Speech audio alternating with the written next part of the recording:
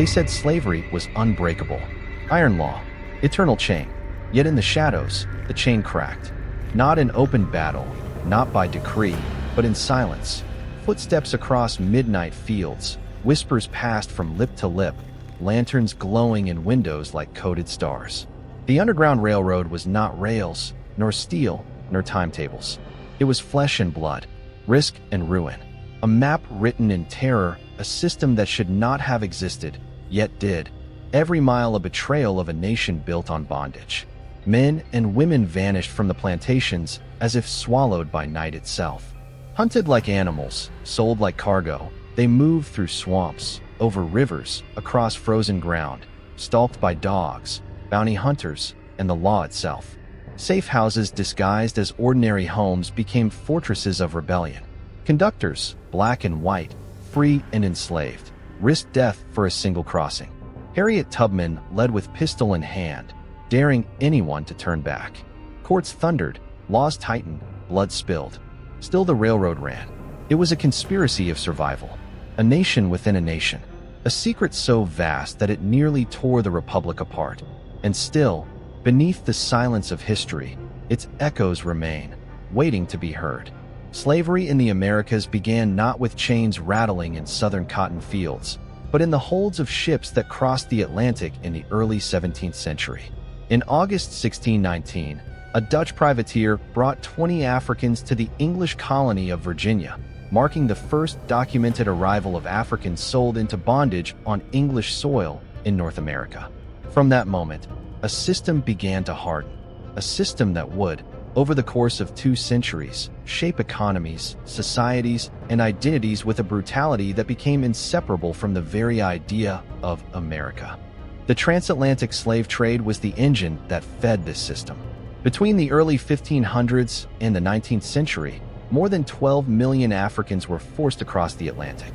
The Middle Passage, as it became known, was a voyage not of migration but of death and despair. Crammed into ships designed for maximum human cargo, men, women, and children were shackled in darkness, unable to stand, packed so tightly that bodies pressed against one another for weeks or months. Disease, starvation, dehydration, and violence stalked every voyage. Historians estimate that nearly 2 million people perished during the crossing alone, lives erased before even reaching the coasts of the New World. Those who survived were thrust into a system that treated them as commodities. Auctions in Charleston, Newport, and New Orleans presented human beings as property, cataloged by age, strength, and breeding potential. A man's back was inspected as one would examine the hide of an animal. A woman's fertility was measured like a calculation for future profit. Children were stripped from their parents and sold into futures they could not yet comprehend. By the 18th century, slavery had entrenched itself into the economic lifeblood of the colonies. The plantation economy was its foundation.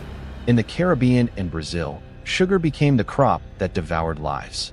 In North America, tobacco fields in Virginia and Maryland demanded endless labor, followed by rice and indigo in South Carolina and Georgia, and eventually cotton, which from the late 18th century onward turned the American South into a powerhouse of global production. The cotton gin, invented in 1793, multiplied demand for enslaved labor, binding millions more into forced servitude. By 1860, nearly 4 million enslaved people lived in the United States, the majority concentrated in the South, where they made up over 1/3 of the population. But slavery was never uncontested, never passively accepted by those subjected to it. Resistance was woven into every stage of enslavement. On the ships themselves, rebellions erupted. One of the most famous was the Amistad Revolt in 1839, when captives seized control of a Spanish slave ship and fought for their freedom. Countless smaller uprisings went unrecorded, suppressed with violence before reaching the ears of history. Many simply resisted by refusing to eat, by hurling themselves overboard, preferring death to enslavement. On land, the pattern continued. From the earliest colonial settlements, enslaved Africans fled into wilderness, carving out lives beyond the reach of their captors. In the swamps of the Carolinas, in the forests of Florida, in the mountains of Jamaica and Suriname, maroon communities formed. These societies of fugitives were not isolated bands, but organized, resilient communities that defended their autonomy with weapons in hand. In Jamaica, the Maroons fought 2 wars against British forces in the 18th century, forcing the empire itself into treaties acknowledging their independence. In Florida, escaped Africans allied with Seminole tribes, resisting U.S. military campaigns in a series of bloody conflicts that stretched into the mid-19th century. Resistance also appeared within the plantations themselves. Work slowdowns, sabotage of tools, feigned illness, and the preservation of African traditions, songs, spiritual practices, and languages were all forms of defiance. Rebellions erupted despite the overwhelming risks. In 1739, the Stono Rebellion in South Carolina saw more than 20 enslaved men march with weapons, killing white settlers and calling for freedom before being suppressed by colonial militia. In 1800, Gabriel Prosser plotted an uprising in Virginia involving hundreds of enslaved men, though betrayal and storm weather thwarted the attempt. In 1831, Nat Turner led perhaps the most infamous rebellion, where more than 50 white men, women, and children were killed in Virginia before Turner and his followers were captured and executed. Each act of resistance fueled fear among white populations, resulting in harsher laws and greater repression, yet they stood as proof that slavery never silenced its victims. Even within tightly controlled spaces, enslaved Africans fought to preserve dignity. Religion became both a refuge and a weapon. Christianity, adapted through African traditions, gave rise to spirituals that encoded not only faith, but messages of hope and resistance. Songs carried whispers of escape, directions toward freedom, or the reminder that liberation would one day arrive. Oral traditions preserved memories of Africa, sustaining a cultural identity that slavery could not erase. The economic might of slavery was global, not regional. Cotton from the American South fed textile mills in Britain. Sugar sweetened tea in European parlors. Tobacco from Virginia was shipped to markets across the Atlantic.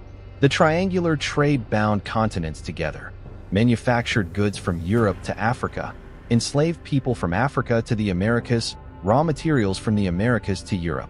It was a cycle of profit built on human suffering, a machinery so vast that entire empires depended on its continuation. Yet the cracks never closed. Every escape, every rebellion, every act of defiance chipped away at the illusion of permanence. The plantation house stood tall, but its foundations were always under threat. Owners relied not only on chains and laws, but on terror to maintain control. Punishments were brutal: whipping posts, mutilation, branding, and executions designed to instill fear. Still, fear could not extinguish the desire for freedom.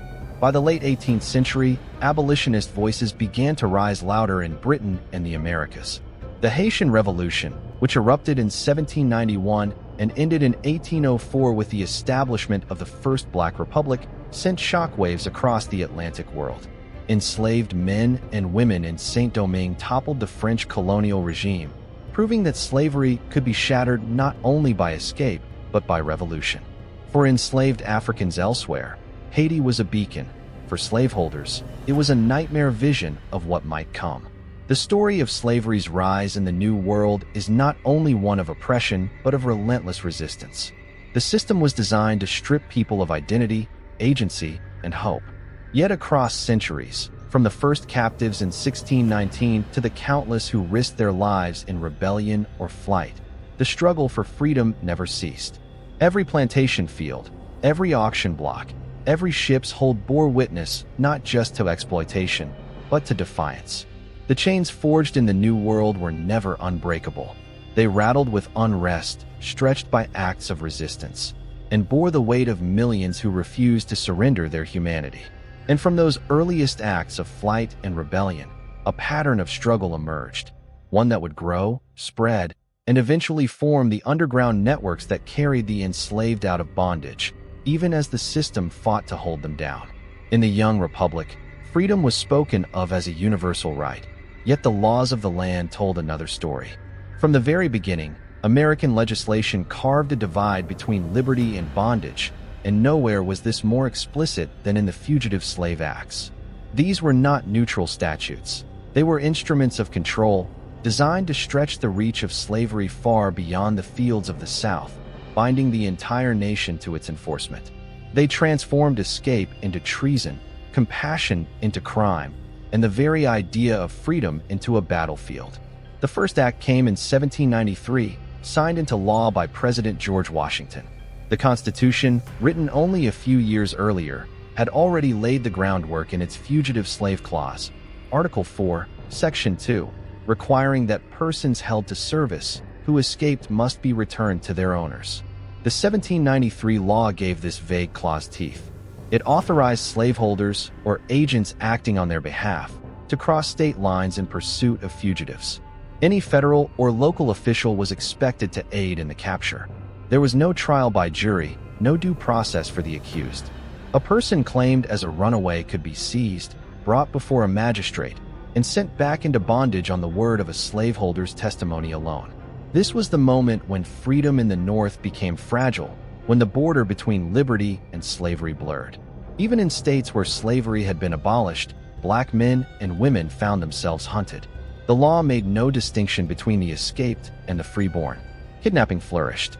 Free African Americans in Pennsylvania, New York, and Ohio were dragged into courtrooms and carried southward with little more than a sworn affidavit as proof. Entire families were shattered in the blink of an official's pen. The Underground Railroad was forced into greater secrecy because every act of aid now carried the weight of federal crime. The 1793 Act also stirred resistance. Pennsylvania, a state with one of the largest free black populations in the North, responded by passing its own laws in 1826 to guarantee free blacks greater protection against kidnapping. But this ignited a constitutional crisis.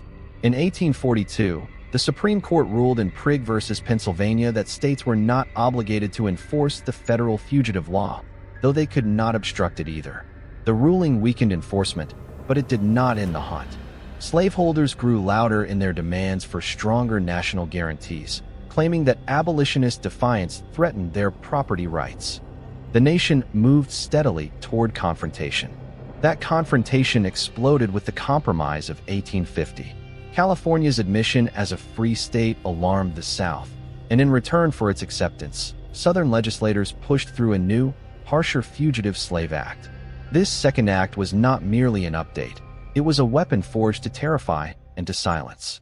Signed into law on September 18, 1850, it made every citizen, North or South, complicit in slavery's enforcement. The new law stripped fugitives of any hope of justice. Accused individuals were denied the right to testify on their own behalf. Their fate rested entirely in the hands of commissioners appointed by the federal government. And those commissioners were paid more for ruling in favor of slaveholders. $10 if they sent a person back to bondage, $5 if they ruled in favor of freedom. Justice itself had been commodified, tilted deliberately toward the slave system. The act went further. Federal marshals were empowered to summon bystanders to aid in captures, and refusal was punishable by fines. Those who gave food, shelter, or protection to fugitives faced 6 months in prison and a $1,000 fine, a sum that ruined most households. Northern states became hunting grounds where no black person, free or enslaved, could feel safe. The law reached into Boston, into Philadelphia, into Chicago, cities that had been sanctuaries, and turned them into traps. The results were immediate and devastating. In 1851, in the city of Boston, federal agents seized Thomas Sims, a 19-year-old who had escaped from Georgia. He was marched through the streets under armed guard, shackled and humiliated, before being returned south.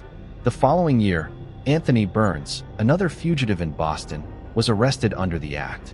His trial and forced removal sparked outrage, drawing thousands of protesters. But even their fury could not prevent his return to Virginia. For every Burns and Sims whose cases lit headlines, countless others vanished quietly into the machinery of the law. Yet resistance intensified as well. Vigilance committees formed in northern cities, organized by free black communities and white abolitionists alike. They raised money, secured legal aid, and, when law failed, resorted to force. In Syracuse, New York, in 1851, a mob stormed a jail to free Jerry Henry, an escaped slave arrested under the new act, spiriting him away to safety. In Wisconsin, the arrest of Joshua Glover in 1854 led to his liberation by abolitionist allies and to a ruling by the state's Supreme Court declaring the Fugitive Slave Act unconstitutional, a bold but temporary victory, later overturned by federal authority. The law also shifted the ground of national politics. Northerners who had once tolerated slavery as a distant Southern institution now saw its reach stretching into their streets, their courtrooms, their homes. The spectacle of federal marshals patrolling northern towns, of black men and women dragged in chains under armed escort, shattered illusions of compromise. For many, the 1850 Act marked the moment when opposition hardened from moral protest into political resistance. It radicalized thousands who had previously stood on the margins, binding them to the abolitionist cause. For the enslaved themselves, the stakes grew sharper than ever. To run was not only to defy a master, but to defy the United States government. Pursuit was relentless, stretching hundreds of miles into the north. Routes had to be more intricate, safe houses more secret, vigilance more constant. Some fugitives now fled not only to northern states, but across the border into Canada, beyond the reach of U.S. law. Canadian soil became the final sanctuary, where communities like those in Ontario welcomed men, women, and children who refused to be captured again. The Fugitive Slave Acts revealed the contradictions at the nation's core. A republic that declared liberty as its founding principle now conscripted its citizens into the service of bondage. Laws that claimed to uphold justice became mechanisms of injustice. Each arrest, each forced return, each courtroom proceeding carried not just legal weight, but the weight of moral corruption. For those who resisted, every act of aid, sheltering a fugitive, misleading a pursuer, raising a hand against an officer, became both a political statement and a personal defiance, a refusal to accept the nation's laws when those laws betrayed humanity itself. The 1793 and 1850 Fugitive Acts did more than bind enslaved people in chains. They bound the entire republic in contradiction, forcing every man and woman to choose between complicity and resistance, between law and conscience, between silence and rebellion.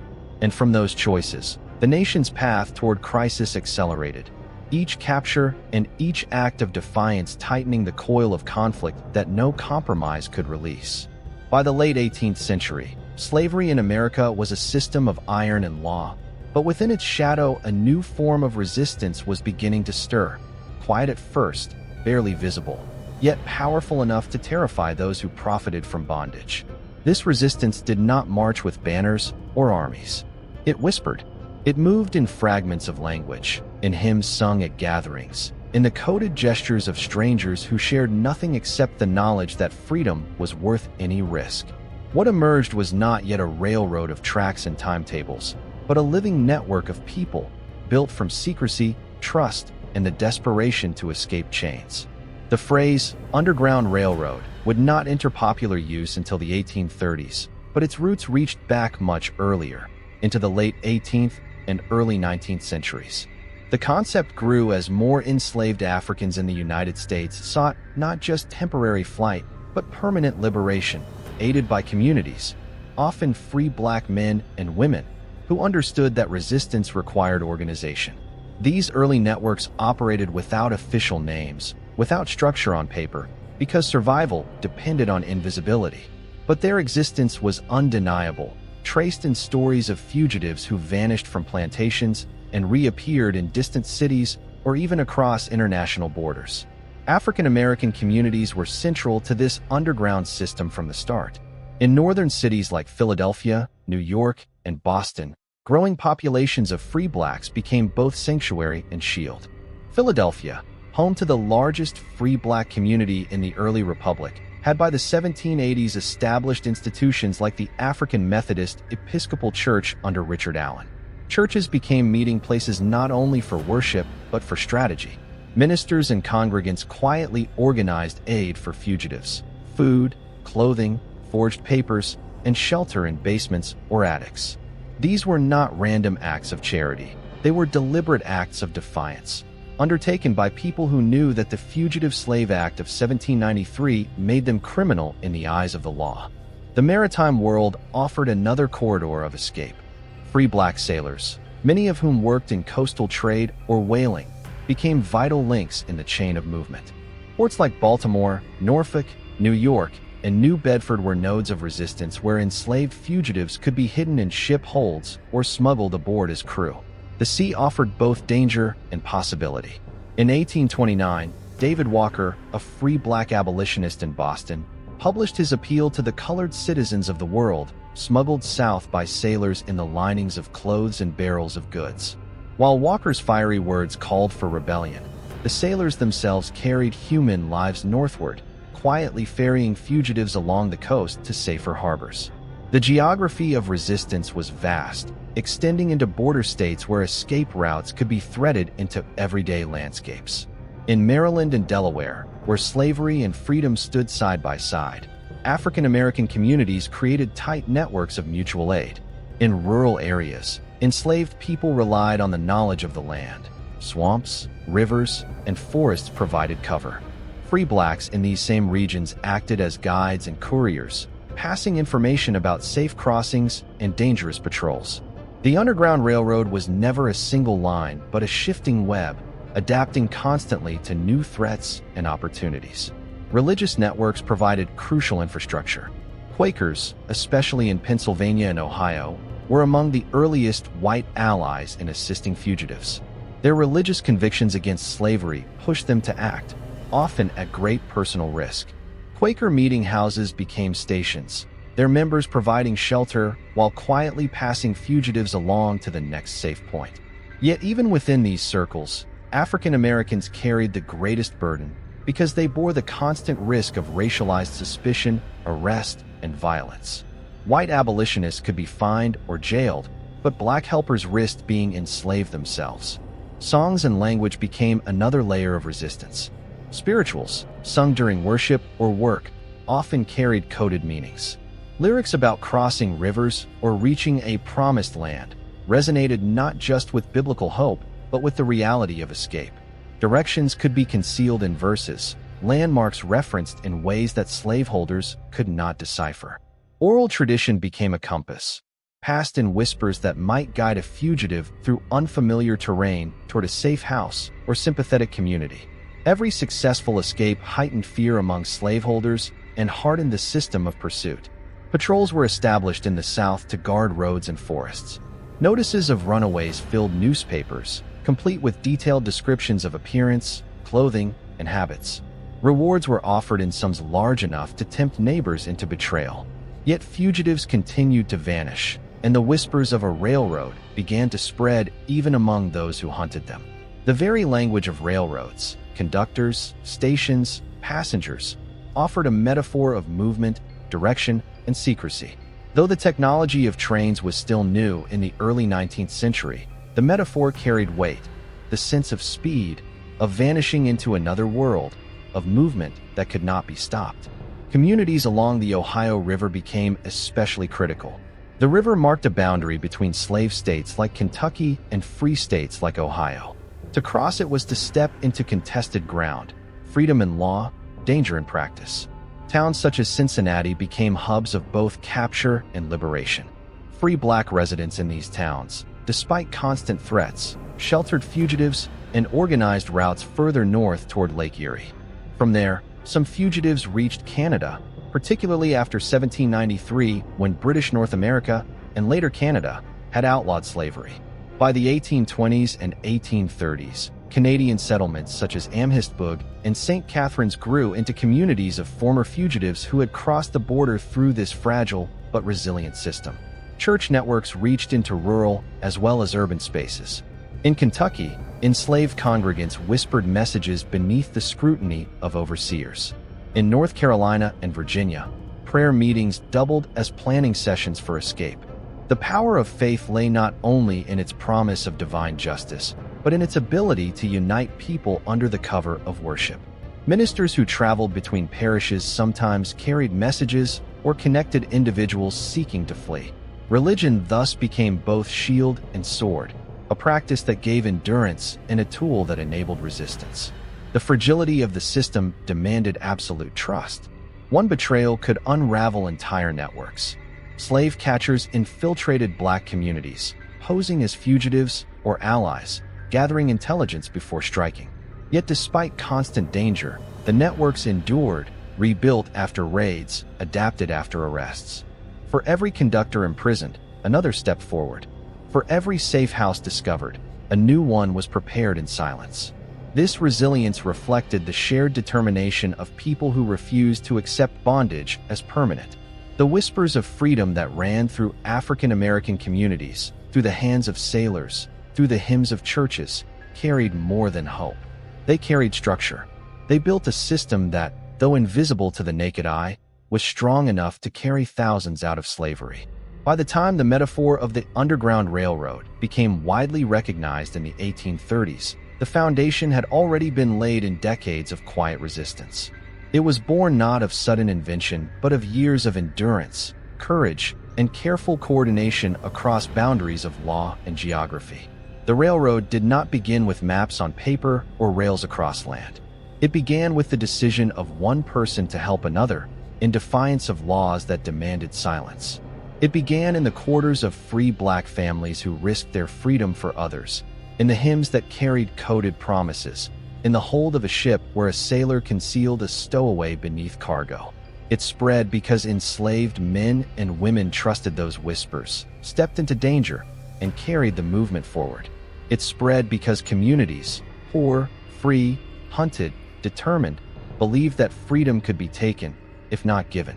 The Underground Railroad was not a railroad and had no tracks, but it functioned with the precision of a system built for survival.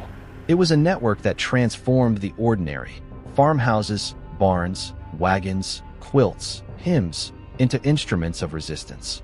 To enslaved men and women fleeing bondage, these ordinary tools became signals, markers, and sanctuaries. To those who guarded slavery, they were invisible. To those who ran, they were the difference between capture and freedom. The stations of this railroad were safe houses scattered across borderlands and northern states. A station could be a farmhouse in Ohio, the attic of a Quaker home in Pennsylvania, a church basement in New York, or the hidden crawl space of an inn. Families who ran these stations risked everything: imprisonment, crippling fines, social ruin, even physical violence. Yet thousands participated. The identity of a station had to remain secret, passed only by word of mouth. A single careless remark could expose the entire network to slave catchers or federal marshals enforcing the Fugitive Slave Acts. The danger was relentless, yet the system endured precisely because it hid in plain sight. The conductors were the lifeblood of the operation. They guided fugitives from one station to the next, sometimes under cover of night, sometimes hidden in wagons with false bottoms, sometimes disguised in ordinary clothes that masked extraordinary risk. Among the most famous was Harriet Tubman, who between the 1850s and the outbreak of the Civil War made more than a dozen trips into the South, leading an estimated 70 enslaved people to freedom and advising or assisting dozens more. She carried a pistol, not for attack, but for protection, both from slave catchers and from the fear that could cause fugitives to turn back, risking the exposure of the entire group. Her reputation became legendary among slaveholders, who placed bounties on her capture, though none succeeded. Levi Coffin, often called the president of the Underground Railroad, was a Quaker from North Carolina who later settled in Indiana and Ohio. His home in Newport, Indiana, became one of the best-known stations, sheltering more than 2,000 fugitives between the 1820s and 1840s. Coffin and his wife, Catherine, used their home as a carefully organized refuge, providing food, clothing, and directions north. Their participation symbolized the deep involvement of Quaker communities, whose religious principles of equality led many to aid fugitives despite state and federal laws. Yet even Coffin was only one figure in a vast, anonymous army of helpers, black and white, poor and wealthy, men and women, who remain largely nameless in history but whose contributions kept the system alive. Codes bound the network together. Songs, for example, carried hidden meanings. Spirituals like Follow the Drinking Gourd referenced the Big Dipper constellation, pointing toward the North Star, a reliable guide for fugitives traveling at night. Lyrics about rivers or crossing Jordan could serve as metaphors for real routes or signals of impending escape. To outsiders, they were religious hymns. To those in the know, they were maps in melody. Language itself became a shield. Conductors used railroad terminology, stations, passengers, freight, to mask their meaning in ordinary conversation. A request about shipping freight might mean moving fugitives from one station to another, a phrase that could pass without suspicion if overheard. Quilts are often remembered in popular culture as carrying codes stitched into their patterns, designs said to signal directions or warnings to fugitives. While historians debate the extent of this practice, it is clear that textiles, like songs, could be used as subtle markers. A quilt hanging in a certain position might indicate that a safe house was open. Patterns that look decorative could, in specific contexts, carry meaning. Whether or not every claimed quilt code was real, the fact remains that enslaved communities used the everyday materials of life to create a language of resistance that passed unnoticed by those who sought to suppress them. Anonymous helpers gave the system its resilience. In countless small towns, people provided a meal, a blanket, a warning of patrols nearby. Some were free blacks who understood the stakes personally. Others were sympathetic whites moved by religion or conscience. Entire families sometimes participated, passing fugitives from parent to child, neighbor to neighbor. Many never recorded their names, for to be known was to be destroyed. Yet without their anonymity, the railroad would have collapsed under the weight of exposure. The system's strength was not central leadership, but its fragmented, decentralized nature. If one line broke, others carried on. The movement of fugitives required constant adaptation. Routes shifted as slave catchers grew more aggressive, especially after the Fugitive Slave Act of 1850 expanded their power into free states. Some fugitives passed through Ohio to reach Lake Erie, then crossed into Canada by boat. Others moved through Pennsylvania and New York toward the Canadian border at Niagara. Some went westward through Illinois and Iowa, finding safety in the prairies before heading north. The routes were not fixed, they were fluid, designed to evade the hunters who studied them. The dangers were real and immediate. Federal commissioners, empowered by law, could seize fugitives on the flimsiest evidence. Slave catchers roamed northern cities, armed with warrants and whips. Newspapers carried advertisements describing runaways in excruciating detail, offering rewards for their return. Fugitives traveled with the knowledge that betrayal could come from any corner: a neighbor, a stranger, even a friend tempted by the promise of money. Conductors shared the same risks. For white participants, arrest meant prison and fines. For black participants, it could mean kidnapping and enslavement. Yet still they acted, because to do nothing was to side with the chains. The railroad thrived in secrecy, but secrecy required discipline. Codes had to be learned and remembered. Directions could be given only in trusted company. Networks often relied on word-of-mouth instructions. Walk 10 miles north until the road bends. Look for the lantern in the window.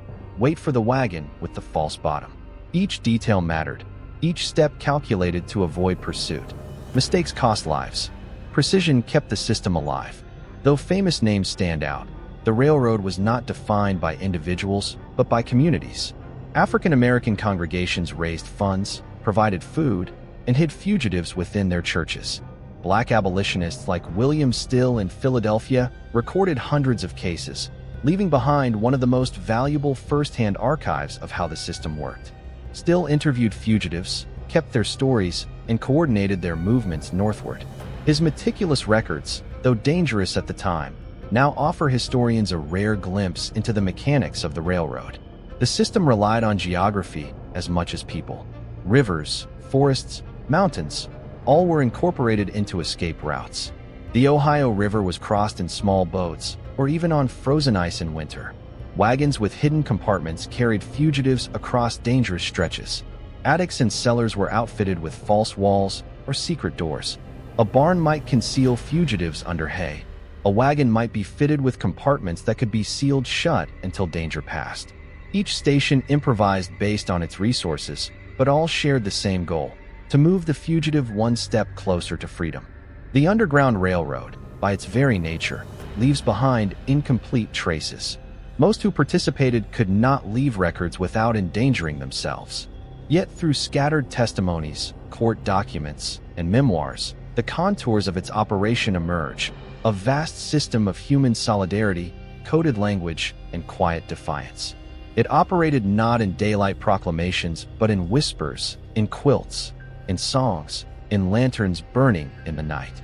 It lived in the courage of those who risked everything to carry strangers through danger, in the silence of anonymous helpers, and in the relentless movement forward, station by station, code by code, until the line reached freedom. The story of escape began long before the Underground Railroad became a recognized system. The earliest fugitives from slavery moved without maps, without guides, and often without allies. Their first steps north were uncertain, driven only by the unshakable conviction that bondage was intolerable. Every escape, no matter how small, carried the weight of defiance against a system designed to crush both the body and the will. These stories, preserved in testimonies, autobiographies, and abolitionist records, reveal not only the terror of flight, but also the fragile hope that propelled enslaved men and women into the unknown. In September 1838, Frederick Douglass made his bid for freedom.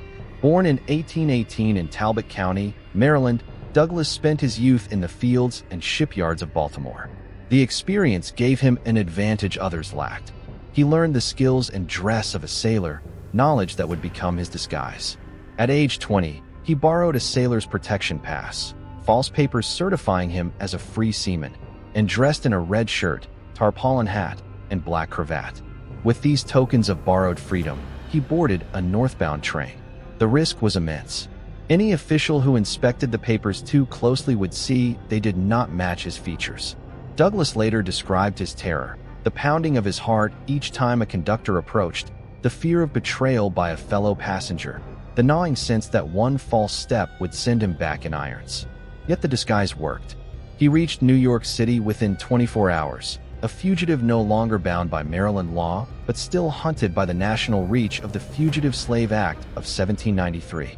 His testimony became one of the most vivid accounts of those first uncertain steps toward freedom, steps taken not on hidden trails, but in plain sight, through the ordinary channels of trains and boats, weaponized by courage and chance. Others had no disguises, no forged papers, no guides. They relied on endurance and instinct. Henry Box Brown in 1849 became one of the most extraordinary examples. Enslaved in Richmond, Virginia, Brown arranged to have himself shipped in a wooden crate labeled as dry goods. The box measured 3 feet long, 2 feet 8 inches deep, and 2 feet wide. For 27 hours, he lay crumpled in darkness, with only a small hole for air, transported first by wagon, then by railroad, then by steamboat, and finally by wagon again. He endured rough handling, at one point being turned upside down for hours. When the box was finally pried open in Philadelphia, he emerged alive, gasping, exhausted, but free. His testimony spread quickly, both as inspiration to abolitionists and as a direct challenge to the system of surveillance that sought to trap enslaved people within boundaries. Brown's escape highlighted the ingenuity of those who refused to accept slavery's limits, turning commerce itself into a pathway of liberation. For many, the earliest steps north began not with a bold plan, but with desperate improvisation. The Ohio River became one of the most symbolic crossings. It marked the border between slave states like Kentucky and the free soil of Ohio. Countless fugitives reached its banks without knowing how they would cross, without boats, without ferries, often without the ability to swim. Some waited for winter, when the river froze solid enough to walk across, though the ice could crack beneath their feet. Accounts preserved by William Still, the black abolitionist in Philadelphia, who kept meticulous records of fugitives, describe individuals who trudged barefoot across the ice, frostbitten but unwilling to turn back. Others swam in the dark, clinging to logs or scraps of wood, bodies battered by current and cold. Each successful crossing represented a fracture in the Southern system of control, proof that even geography could not enforce bondage absolutely. Personal testimonies reveal the emotional toll of these first steps. Fear was constant, not only of patrols and bloodhounds, but of betrayal by strangers and acquaintances. Enslaved people knew that rewards offered for their return tempted even the sympathetic.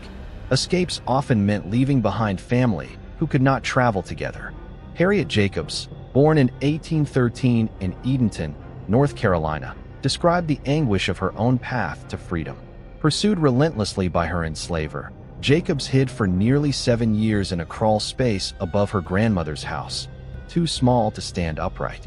Only after securing passage to the North in 1842 did she breathe the air of liberty. Her testimony, recorded in Incidents in the Life of a Slave Girl, 1861, laid bare the intersection of physical danger and emotional torment, freedom achieved not by a single daring escape, but by years of suffocating confinement. Courage, however, defined every account. Josiah Henson, who escaped from Maryland in 1830, described carrying his children on his shoulders as he trudged northward. His determination to keep his family intact gave him strength, but it also slowed his movement, making capture more likely. His testimony later inspired Harriet Beecher Stowe's portrayal of Uncle Tom in her 1852 novel. Henson's narrative emphasized both the brutal calculations forced upon fugitives and the refusal of some to abandon kin, even when speed and solitude offered greater chances of success. The uncertainty of the journey pervades every testimony. Few fugitives knew precisely where to go. Many had only a vague sense that the North meant safety, or that Canada promised protection from U.S. law. Directions came in fragments. Follow the North Star, walk until the river bends, look for the lantern in the window. Each step carried the possibility of ambush. Yet fugitives pressed on, guided by whispers of freedom carried through songs, stories, and the counsel of those who had gone before. Those who reached northern cities often found the first steps north were only the beginning. In New York, Philadelphia, Boston, and other urban centers, vigilance committees formed by free black communities offered food, shelter, and legal assistance. The Vigilance Committee in Philadelphia, for which Williams still acted as secretary, became a crucial hub. He recorded names, origins, and experiences of fugitives, creating a hidden archive that today remains one of the most valuable windows into the lived reality of escape. These testimonies, written in his Underground Railroad Records, 1872, give voice to hundreds who otherwise would have been forgotten. Men and women who faced starvation, exhaustion, and betrayal, yet pressed forward until their feet touched free soil. The first steps north were never uniform. Some walked alone for hundreds of miles. Others were guided by small groups. Some relied on disguise and deception. Others relied on sheer endurance. Some, like Douglas and Brown, left testimonies that reshaped public understanding of slavery's cruelty and resistance. Others remain anonymous, their stories carried only in the records of abolitionist committees or the memories of descendants. Yet all shared the same raw uncertainty, the knowledge that at any moment the sound of hoofbeats, the bark of dogs, or the sudden grip of a stranger's hand could end everything.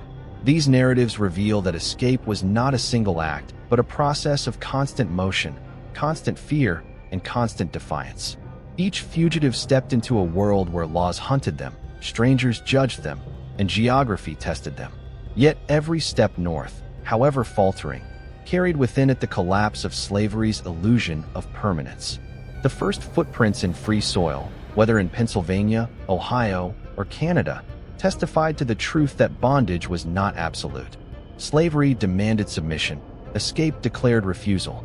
And with every refusal, the fragile boundaries of the institution cracked further until countless cracks together became the fissure that would one day split the nation itself. The freedom of fugitives was never secure, for every path north was shadowed by pursuit. Slave catchers and bounty hunters moved with the sanction of law and the lure of money, hunting human beings with the same methods used for tracking animals.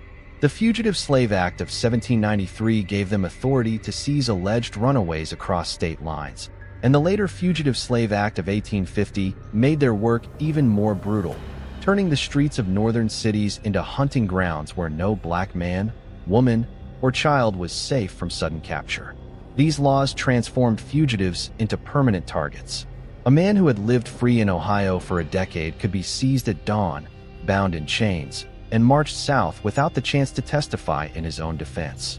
The 1850 law denied fugitives the right to a jury trial, reduced them to property in the eyes of commissioners who received $10 for ruling in favor of a slaveholder, and 5 for ruling otherwise. The incentive was clear, and the violence was sanctioned at the highest level of government. Slave catchers used every weapon available, dogs trained to track human scent, handbills plastered on walls announcing rewards, networks of informants ready to betray for a price. The language of these advertisements was chilling in its cold precision. Names, physical descriptions, scars, missing teeth, brands burned into flesh. Every mark of pain became an identifying feature to reclaim a person as property. Rewards ranged from $50 to several $100s, sums large enough to tempt men across the border states into violent careers. Armed patrols stalked roads and riverbanks, and fugitives knew that at any moment the crack of a branch could mean the nearness of hunters. The violence of recapture was swift and merciless. Solomon Northup, a free black man kidnapped in Washington, D.C., in 1841, described how chains bit into his wrists and ankles, how every attempt to assert his freedom was silenced with the whip. Though his case was unique, he was born free rather than enslaved. His testimony in 12 Years a Slave revealed the terror that awaited anyone dragged back into bondage. The moment of capture was not only physical restraint but public humiliation, designed to instill fear in others contemplating escape. Those who aided fugitives shared the same dangers. Harboring an escaped slave was a federal crime. A Quaker farmer in Pennsylvania who hid a fugitive in his barn risked fines, imprisonment, and the destruction of his livelihood. In 1842, the case of Prigg versus Pennsylvania reached the U.S. Supreme Court, where the court ruled that federal law overrode state laws protecting fugitives, stripping northern states of the ability to shield them. With this decision, local residents who provided sanctuary were branded criminals, their moral duty set against federal authority. Yet many persisted, knowing that each act of shelter placed them directly in the path of retaliation. Resistance carried brutal costs.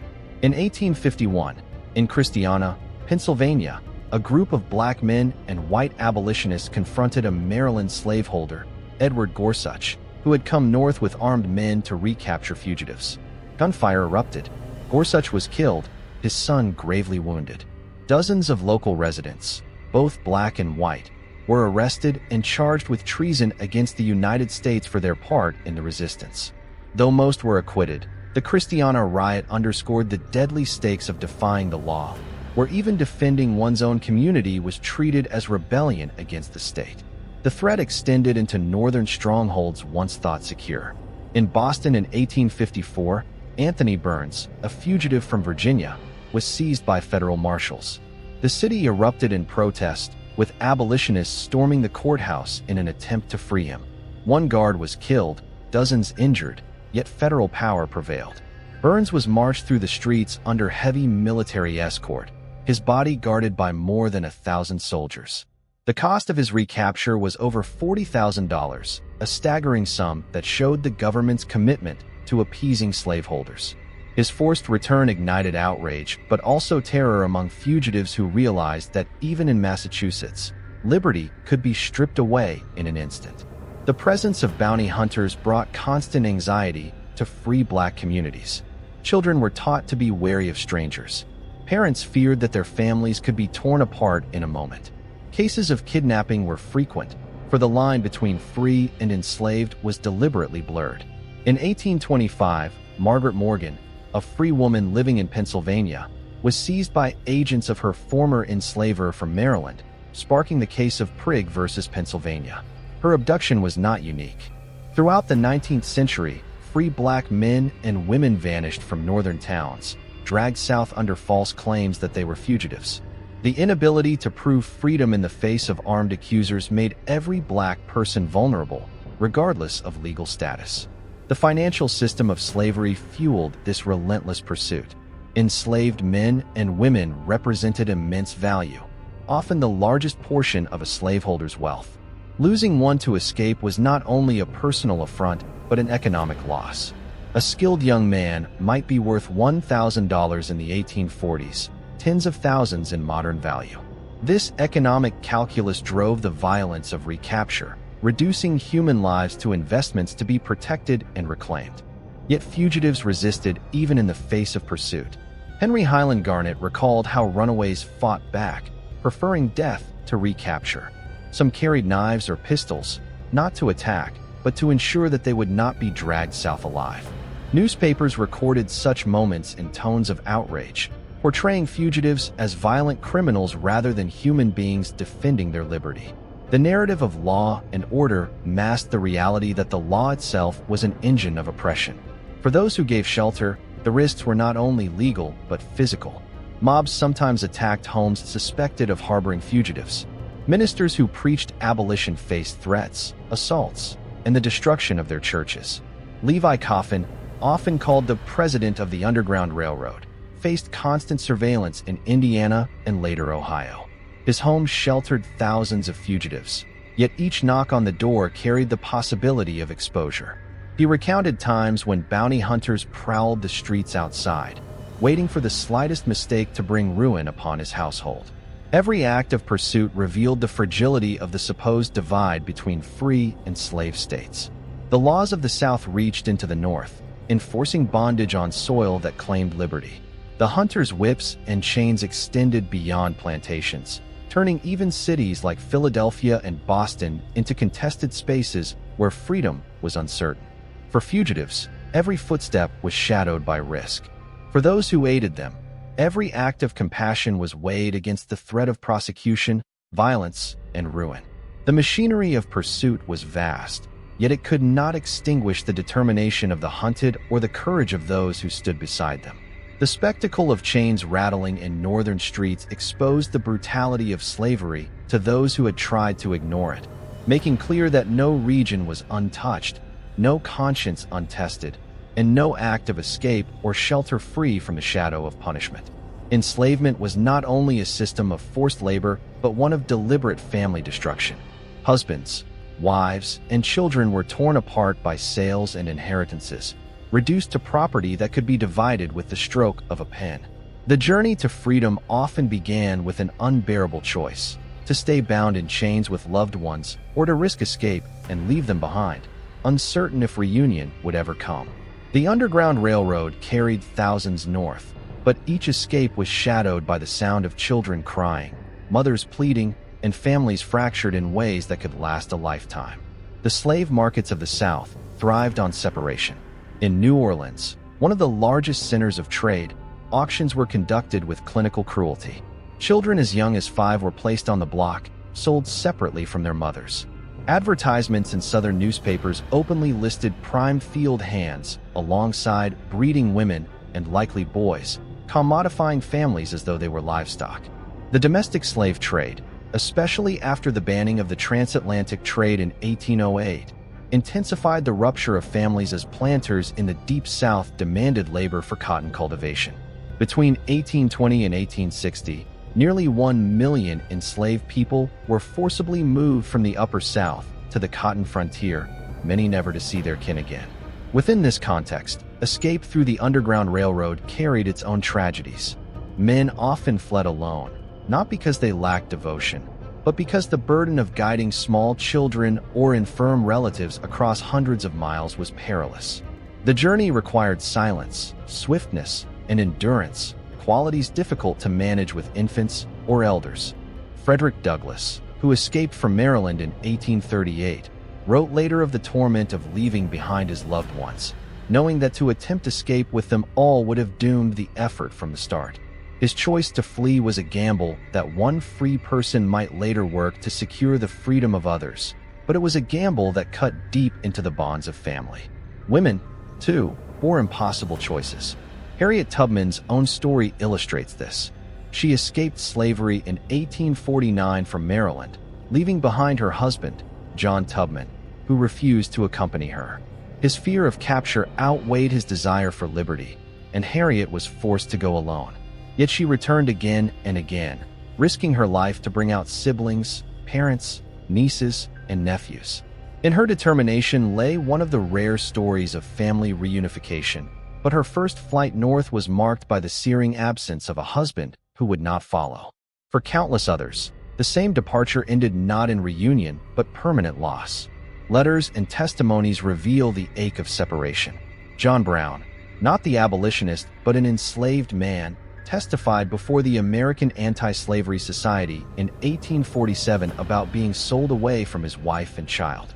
He described the haunting silence after their separation, the hollow space left where his family had been. Such stories filled abolitionist newspapers like The Liberator and the North Star, where fugitives often published appeals searching for lost kin. These notices, called information wanted ads, became lifelines. A man in Canada might write asking for news of his mother last seen in Virginia, or a woman in Ohio might plead for word of children taken to Louisiana.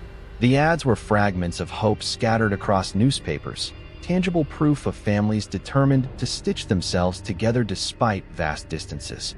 Reunion was rare, but not impossible. After the Civil War, the Freedmen's Bureau recorded countless attempts at reconnection. Yet, even before emancipation, the Underground Railroad occasionally succeeded in bringing families back together. Levi Coffin, the Quaker often called the president of the Underground Railroad, recorded instances where a husband who had fled months earlier returned with guides to rescue his wife and children. Such rescues demanded coordination and secrecy, for slave catchers were especially vigilant when entire families vanished.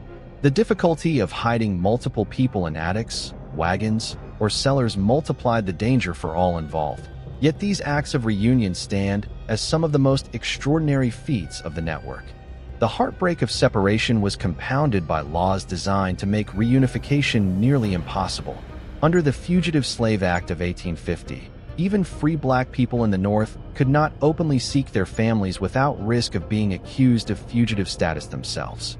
A man in Pennsylvania attempting to locate his wife in Maryland risked being seized and enslaved regardless of his papers. This legal stranglehold meant that many fugitives who reached Canada, beyond the reach of U.S. law, still lived with the unending sorrow of knowing their families remained in bondage to the South. Harriet Jacobs, in her 1861 narrative Incidents in the Life of a Slave Girl, recounted how enslaved mothers endured the constant terror of losing children. Jacobs herself hid for nearly 7 years in a tiny attic crawlspace before escaping north, so that she could avoid being separated from her children who remained enslaved. Her testimony revealed the ways enslaved women resisted not only for their own liberty, but for the faint chance of keeping their families intact.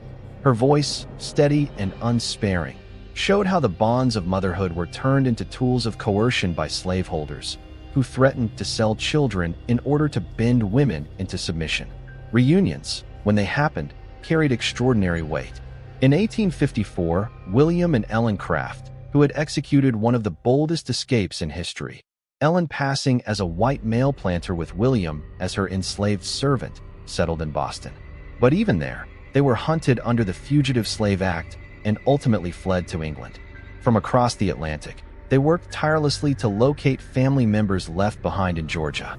Their lectures in Britain raised funds and awareness, allowing them to assist others in escaping and keeping alive the possibility of reuniting families fractured by slavery.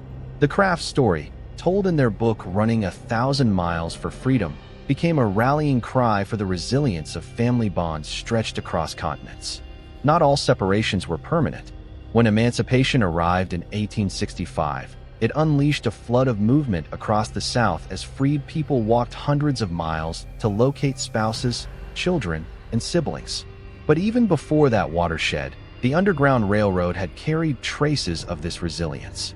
Each escape was not only a claim to personal freedom, but a defiant refusal to let family ties be erased. Every letter written, every advertisement placed, every whispered message carried north was an act of resistance against a system that sought to erase family altogether. The Underground Railroad was thus not only a line of escape, but also a fragile thread of reunion, stretched thin by danger and law but never entirely broken.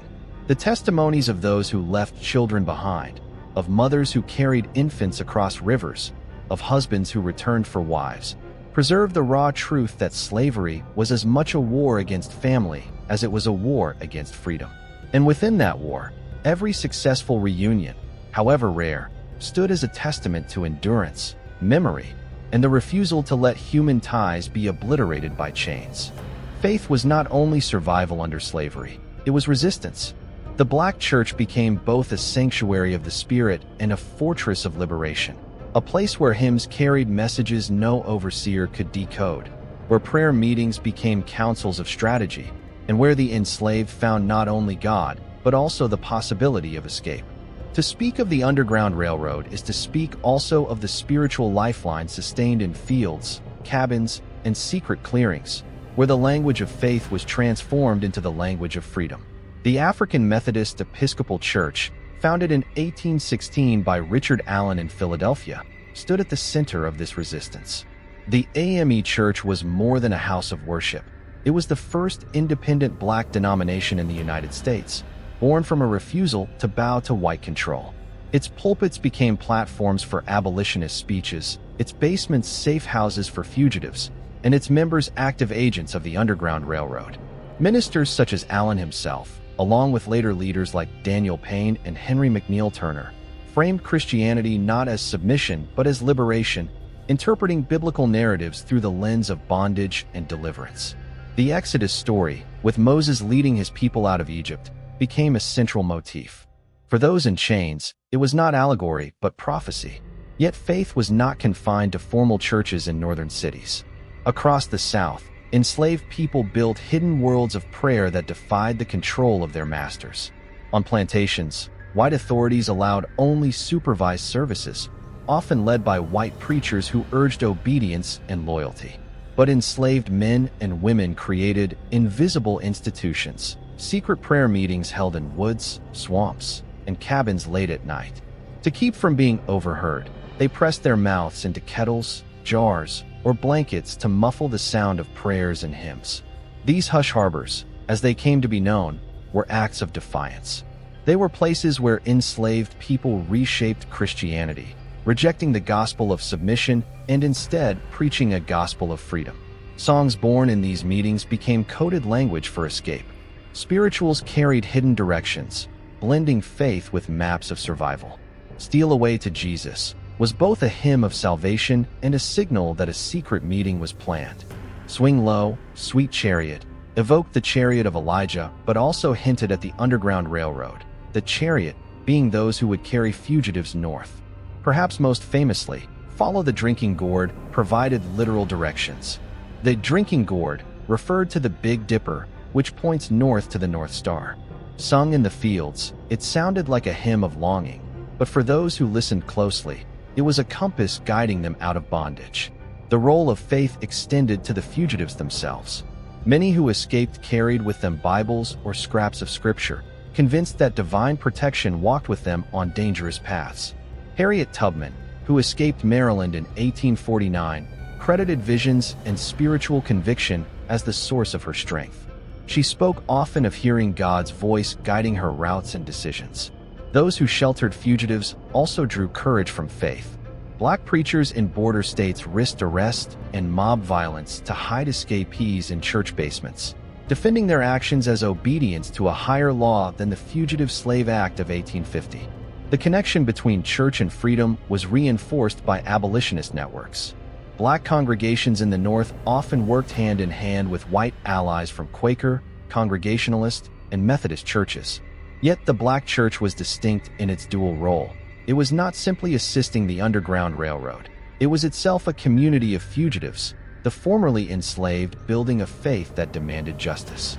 The AME Church in Philadelphia, Mother Bethel, became a hub where fugitives were given shelter and resources. Clergy used sermons to rally support and raise funds, intertwining worship with political struggle. In slave states, the religious gatherings of enslaved people were always suspect in the eyes of white authorities. After Nat Turner's rebellion in 1831, in which Turner, himself a preacher, led a revolt in Virginia that left nearly 60 whites dead, Southern legislatures passed harsh laws restricting black worship. In many states, it became illegal for enslaved people to gather without a white supervisor present. But repression only drove the invisible church further underground. Meetings became even more secretive, and songs even more encoded. In the very attempt to suppress faith, the slaveholding system gave rise to one of the most powerful vehicles of resistance. The spirituals not only communicated escape, but also cultivated endurance. Songs like "Wade in the Water" hinted at both baptism and practical survival, telling fugitives to wade through streams to throw off the scent of bloodhounds.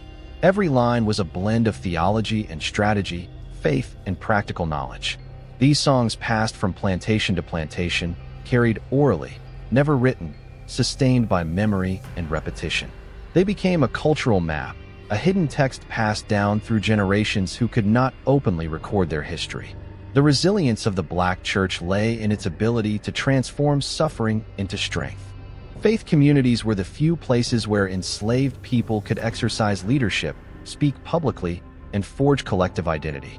Preachers were often chosen from within the community, men and women who held no status in the eyes of the law, but who carried immense authority among their people. Their sermons fused biblical imagery with the lived reality of slavery, making the Bible a weapon against the very system that tried to use it as a tool of control. The Underground Railroad was never just a chain of safe houses. It was also a spiritual network.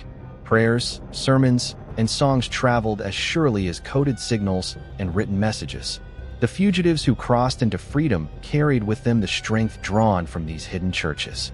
In Canada, many newly free communities immediately established Black churches as their first institutions. They were not only places of worship, but schools, meeting halls, and centers for organizing.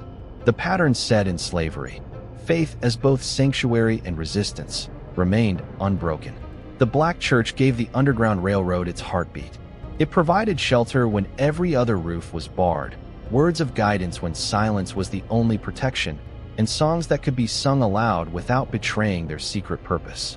In every whispered prayer in a swamp clearing, in every sermon that reimagined Moses as a leader of fugitives, in every hymn that doubled as a map, the enslaved carried the conviction that God was on the side of the oppressed, and that faith was not only salvation for the soul, but a path to freedom on earth.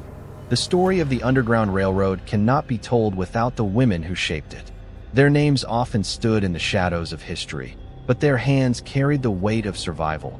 Their voices sustained hope, and their decisions altered the fate of countless lives. Women were not only passengers on the path to freedom. They were organizers, strategists, providers, and leaders whose work defied both slavery and the patriarchal order of the 19th century. Harriet Tubman remains the most enduring figure, and her life reflects the sheer magnitude of what one woman could accomplish against the machinery of slavery. Born Araminta Ross in Dorchester County, Maryland, around 1822, Tubman endured brutal labor from childhood. At about age 13, she suffered a head injury when an overseer hurled a heavy weight at another enslaved person and struck her instead. The blow left her with lifelong seizures and visions, but Tubman interpreted them as divine revelations. When she escaped in 1849, leaving behind her family, she might have secured her own freedom and vanished. Instead, she returned again and again, risking her life at least 13 times to lead more than 70 enslaved people to liberty. She carried a pistol, not for violence against pursuers, but to prevent the faint-hearted from turning back and endangering the group. The Fugitive Slave Act of 1850 intensified the risk, making even the North unsafe, but Tubman adjusted her routes, carrying fugitives all the way to Canada. Tubman's methods reflected tactical brilliance.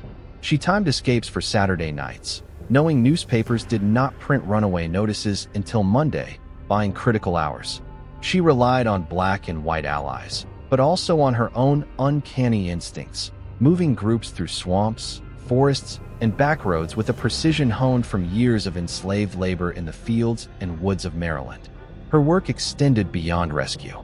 During the Civil War, she served the Union Army as nurse, scout, and spy. In June 1863, she guided Union troops in the Combahee River Raid in South Carolina, which liberated more than 700 enslaved people. No other woman in American history matched her combination of underground conductor, soldier, and strategist. Yet Tubman was not alone. Sojourner Truth, born Isabella Boundfree in Ulster County, New York, around 1797, embodied a different kind of resistance. Enslaved in the North until New York abolished slavery in 1827, she had already fled in 1826 with her infant daughter. Her life's work unfolded on the road as a preacher and activist. Tall, commanding, and fearless, she blended religious conviction with fiery oratory.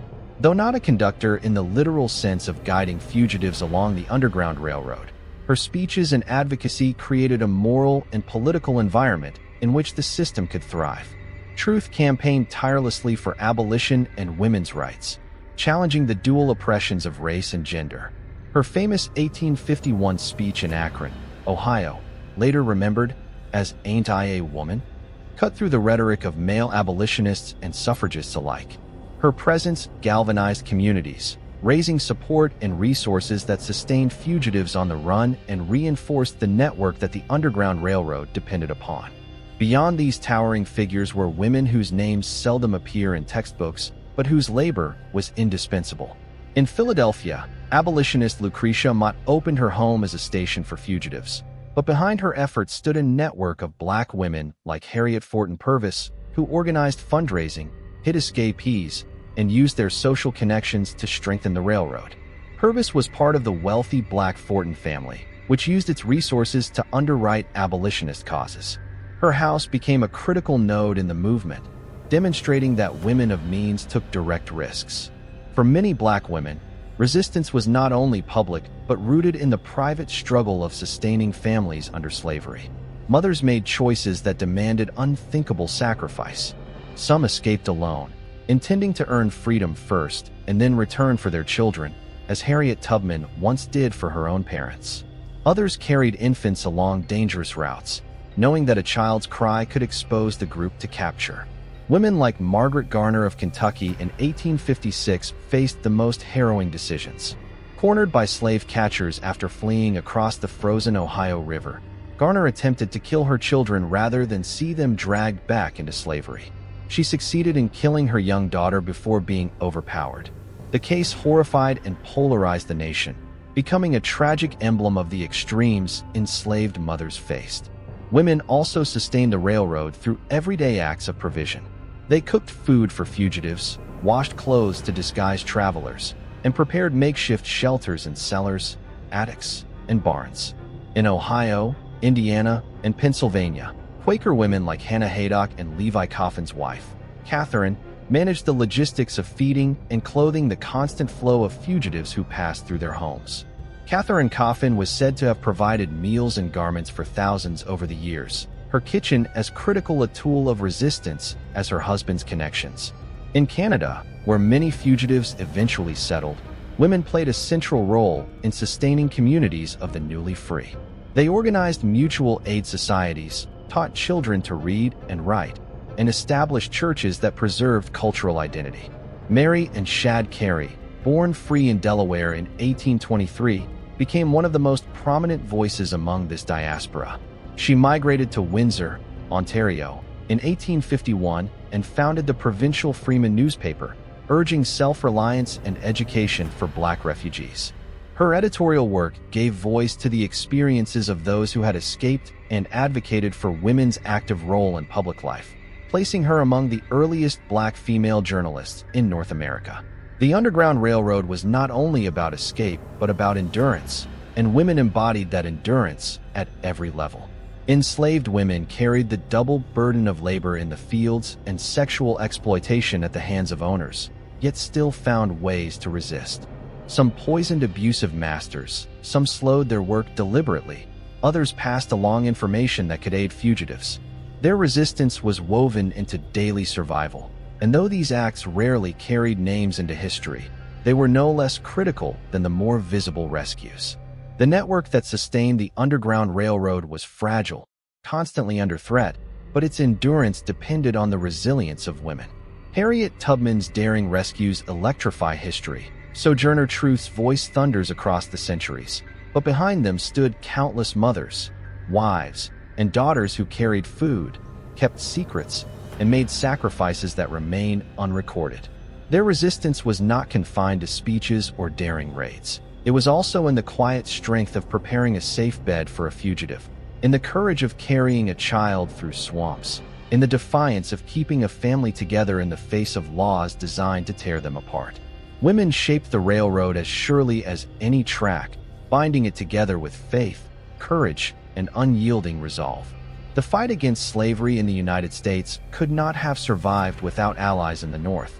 Yet those alliances were rarely simple, rarely free of tension, and never immune to the racism embedded in the very society they sought to reform. White abolitionists stood on the front lines of public advocacy, printing newspapers, funding escapes, and organizing networks, but they often clashed with black leadership over strategy, voice, and ownership of the struggle. Their contributions were indispensable, but so too were their limits, exposing the contradictions of a society where sympathy could coexist with prejudice. William Lloyd Garrison stands at the center of this story. In 1831, from Boston, he began publishing The Liberator, a newspaper that would become the loudest and most uncompromising voice for immediate emancipation. His words were searing, declaring in the very first issue, "I am in earnest. I will not equivocate. I will not excuse. I will not retreat a single inch, and I will be heard." His vision of abolition was radical for its time: immediate, uncompensated emancipation and full equality. For this stance, his newspaper offices were attacked, his life was threatened, and Southern legislatures placed bounties on his head. Yet Garrison's approach, centered on moral persuasion, often frustrated black activists who lived under the direct threat of slavery's violence and demanded more practical, immediate action.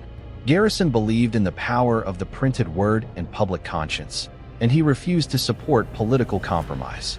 When the American Anti-Slavery Society was founded in 1833, Garrison became its driving force. But even within the organization, disputes emerged. Black abolitionists such as Frederick Douglass, who once admired Garrison deeply, later broke with him.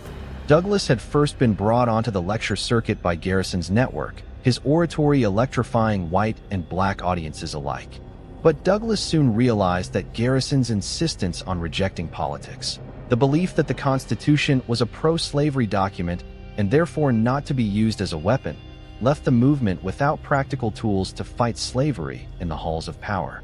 By the 1850s, Douglass had shifted, believing that the Constitution, if interpreted through its preamble's promise of liberty, could be used against slavery. The split between Garrisonians and Douglass symbolized the larger fault line between white-led moral abolitionism and black-led pragmatic abolitionism. Another white ally, Gerrit Smith of New York, took a different approach. Born into wealth, Smith inherited vast lands and used his fortune to support abolitionist causes. Unlike Garrison, he believed in both moral persuasion and direct action. He provided land in upstate New York to black families, hoping that property ownership would secure their independence and political power. He funded fugitive escapes, donated to anti-slavery newspapers, and worked closely with figures such as John Brown, whose raid on Harper's Ferry in 1859 Smith had quietly supported. His philanthropy made him a critical figure, but even generosity was complicated. Black abolitionists often noted that the dependence on wealthy white donors left them vulnerable to paternalism, where decisions about strategy and leadership tilted toward those holding the purse strings. Northern abolitionist support was real, but it was also constrained by racism that permeated even the most sympathetic circles. While men like Garrison demanded equality in theory, many Northern whites who opposed slavery recoiled at the idea of living alongside free black neighbors as equals.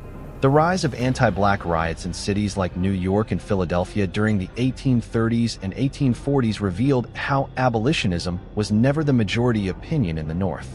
In 1838, when black and white abolitionists opened Pennsylvania Hall in Philadelphia, a building dedicated to free discussion of slavery, angry mobs burned it to the ground just days after its opening. Local authorities looked the other way. Sympathy for the enslaved did not erase racism against the free. Tensions also ran through abolitionist organizations themselves. Black leaders like Henry Highland Garnet, Martin Delany, and Charles Lennox Ramond pressed for more militant action. Garnet, at the 1843 National Negro Convention in Buffalo, called for enslaved people to rise up against their masters, a call that shocked many white allies. Garrisonians dismissed such rhetoric as dangerous and counterproductive, clinging to nonviolence as principle. But for those who had lived slavery, the urgency of direct resistance outweighed the comfort of moral suasion. The divide reflected not only ideological difference, but also the unequal stakes. White abolitionists risked harassment, perhaps violence. Black abolitionists risked recapture, torture, and death. The passage of the Fugitive Slave Act in 1850 forced Northern sympathizers to confront the full weight of slavery's reach. The law mandated that all citizens, even in free states, assist in the capture of fugitives and imposed heavy penalties on those who refused. Suddenly, sympathy without action was no longer enough. Ordinary white Northerners who may have tolerated abolitionist rhetoric were now confronted with whether they would help a fugitive or betray them to federal marshals. Some stood firm. Vigilance committees in Boston, Syracuse, and other cities, often biracial in composition, organized rescues of fugitives from courtrooms and jail cells. In 1851, in Syracuse, New York, a biracial mob stormed a courthouse to free Jerry Henry, a fugitive enslaved man, in what became known as the Jerry Rescue. But for every act of courage, there were countless betrayals, as fugitives were seized in the streets of northern cities and shipped back south. The limits of Northern sympathy were revealed in politics as well. Many Northerners opposed slavery's expansion into new territories, but did not oppose slavery itself. The Free Soil Party, and later the Republican Party under Abraham Lincoln, gained momentum not by promising abolition everywhere, but by resisting the spread of slavery westward. For most white Northerners, the issue was not moral outrage, but economic competition, fear that slave labor would undercut free white labor in the new territories.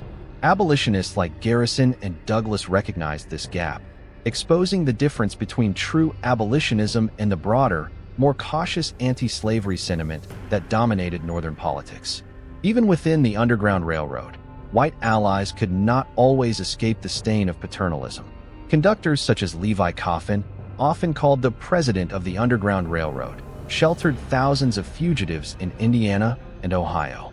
His contributions were monumental, but accounts of the railroad too often elevated figures like Coffin while minimizing the role of black agents who risked their lives daily, navigating terrain, forging documents, and leading escapes. White abolitionists were often more visible to history because they wrote memoirs, had access to print networks, and were celebrated in Northern circles. Black participants carried equal or greater burdens, but remained unsung. And yet, without Northern allies, the railroad would have collapsed under the pressure of federal law and Southern surveillance. White abolitionists used their privilege to shield fugitives, to raise money, to operate printing presses, to lobby Congress, and to form interracial committees that blunted the force of the Fugitive Slave Act. Their sacrifices were real, but they were also shaped by the prejudices of their time. The abolitionist movement was not a seamless partnership of moral clarity, but a battlefield of ideals, strategies, and contradictions. It was an alliance of necessity, forged in a society where freedom itself was fractured by color, where sympathy was never free of limits, and where the struggle against slavery revealed both the heights of human courage and the depth of racial division. For thousands who fled bondage in the United States, the promise of freedom did not end with crossing the Mason-Dixon line. Even in Northern states, freedom was precarious, threatened by slave catchers and the long reach of the Fugitive Slave Acts of 1793 and 1850. True security lay further north, across a border guarded not by men with whips, but by British law. Canada became the ultimate destination, not by chance, but by design, shaped by decades of legal precedent, imperial politics, and the determination of black communities who carved new lives out of uncertainty and exile. The roots of this refuge reach back to the British Empire's evolving stance on slavery. In 1793, long before the United States would abolish slavery, the legislature of Upper Canada, led by Lieutenant Governor John Graves Simcoe, passed the Act Against Slavery. It did not immediately free all enslaved people, but it banned the importation of new slaves and declared that children born to enslaved women would be free at age 25. It was a modest step, yet revolutionary compared to the United States, where slavery was expanding westward. By 1834, Britain abolished slavery throughout its empire, cementing Canada as a land where freedom was protected by law. For those escaping bondage in the United States, this legal foundation transformed Canada into a sanctuary. The Underground Railroad extended its lines toward this northern horizon. The Great Lakes became both barrier and gateway. Fugitives crossed the Detroit River into Windsor, slipped across the Niagara River into Ontario, or moved through Vermont into Quebec. Each crossing was charged with danger. Slave hunters prowled the borders, and the U.S. government pressed Britain to cooperate in returning fugitives. Yet Canadian authorities consistently refused to enforce American slave laws. A fugitive who reached Canadian soil could not be legally reclaimed. It was this certainty, this guarantee of safety, that made Canada the ultimate goal. Between the passage of the Fugitive Slave Act in 1850 and the outbreak of the Civil War in 1861, an estimated 30,000 to 40,000 fugitives crossed into Canada. Some came alone, guided by conductors of the Underground Railroad, while others arrived in family groups, risking the perilous flight together. They settled primarily in Ontario, then called Canada West, where new towns, churches, and schools took root under their labor. Windsor, across from Detroit, became one of the most significant entry points. Here, Henry Bibb, himself an escaped slave from Kentucky, founded the Voice of the Fugitive newspaper in 1851. It was the first Black-owned newspaper in Canada and became a beacon of information and solidarity for fugitives scattered across the province. Bibb used its pages to report on escapes, warn against slave catchers, and advocate for education and self-reliance. The very existence of such a paper testified to the resilience of those who had been denied literacy by force of law in the South. Other communities flourished as well. Amherstburg, near Windsor, became a hub of settlement, aided by the Amherstburg Baptist Association, which provided spiritual guidance and social cohesion. In Chatham, a prosperous Black community grew, known for its schools and cultural institutions. Chatham would later be the site of John Brown's 1858 convention, where he laid out his plan to strike at slavery through armed insurrection in the United States. The fact that Brown turned to Canada for such a meeting underscored the region's importance as a center of free Black political life. Further east, Buxton, officially the Elgin settlement, stood as a model of Black autonomy. Founded in 1849 by Reverend William King, an Irish Presbyterian who had inherited enslaved people but chose to emancipate them, the settlement was built on land near present-day Chatham, Kent. Each family was given a small plot of land, with strict rules requiring houses to be well built, farms to be properly maintained, and children to attend school. The Buxton Mission School quickly gained a reputation for excellence, attracting students from across the province. Visitors marveled at the literacy levels and discipline of Buxton's children, defying racist stereotypes that had been wielded to justify slavery. Education was central to these communities. Many fugitives had risked punishment and torture to learn the alphabet in the South, and in Canada, they pursued schooling with intensity. Black churches often doubled as schools, where adults learned to read alongside their children. The African Methodist Episcopal Church, transplanted from the United States, became both a spiritual refuge and an educational center. Ministers preached freedom not just as a condition of the soul, but as a lived reality, nurtured through learning and self-determination. Life in Canada was not free from hardship. The climate was harsh, farmland was often poor, and racism persisted. White settlers sometimes resented the arrival of Black neighbors, fearing competition for land and labor.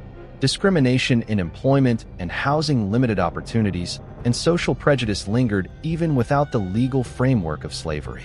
Yet, compared to the United States, where fugitives lived under constant threat of capture, Canada offered stability. Families could remain together without fear of sale. Children could walk to school without being property. Labor, though hard, was rewarded with wages and ownership, not stolen by an overseer's whip. The settlements became not just refuges, but centers of activism. Black Canadians organized conventions, debated strategies for the abolitionist cause, and raised funds to assist new arrivals. Figures such as Mary and Shad Carey emerged from this environment. Born free in Delaware, she migrated to Windsor and, in 1853, founded the Provincial Freeman, a newspaper that advocated self-reliance and integration rather than separation. She became the first Black woman publisher in North America, challenging both racism and sexism with the force of her pen.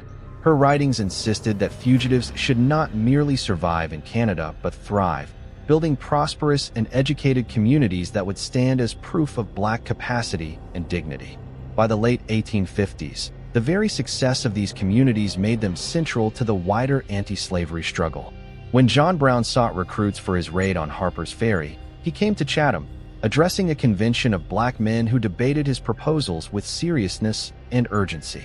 Though few ultimately joined him, their participation demonstrated the degree to which Canada had become a strategic base for resistance. Safe across the border, black leaders in Canada could speak and organize with a freedom rarely allowed in the United States. The Civil War in 1861 shifted the landscape. Many black Canadians, though legally secure in Canada, volunteered to fight for the Union, recognizing that the destruction of slavery in the United States would secure freedom for their kin still in bondage.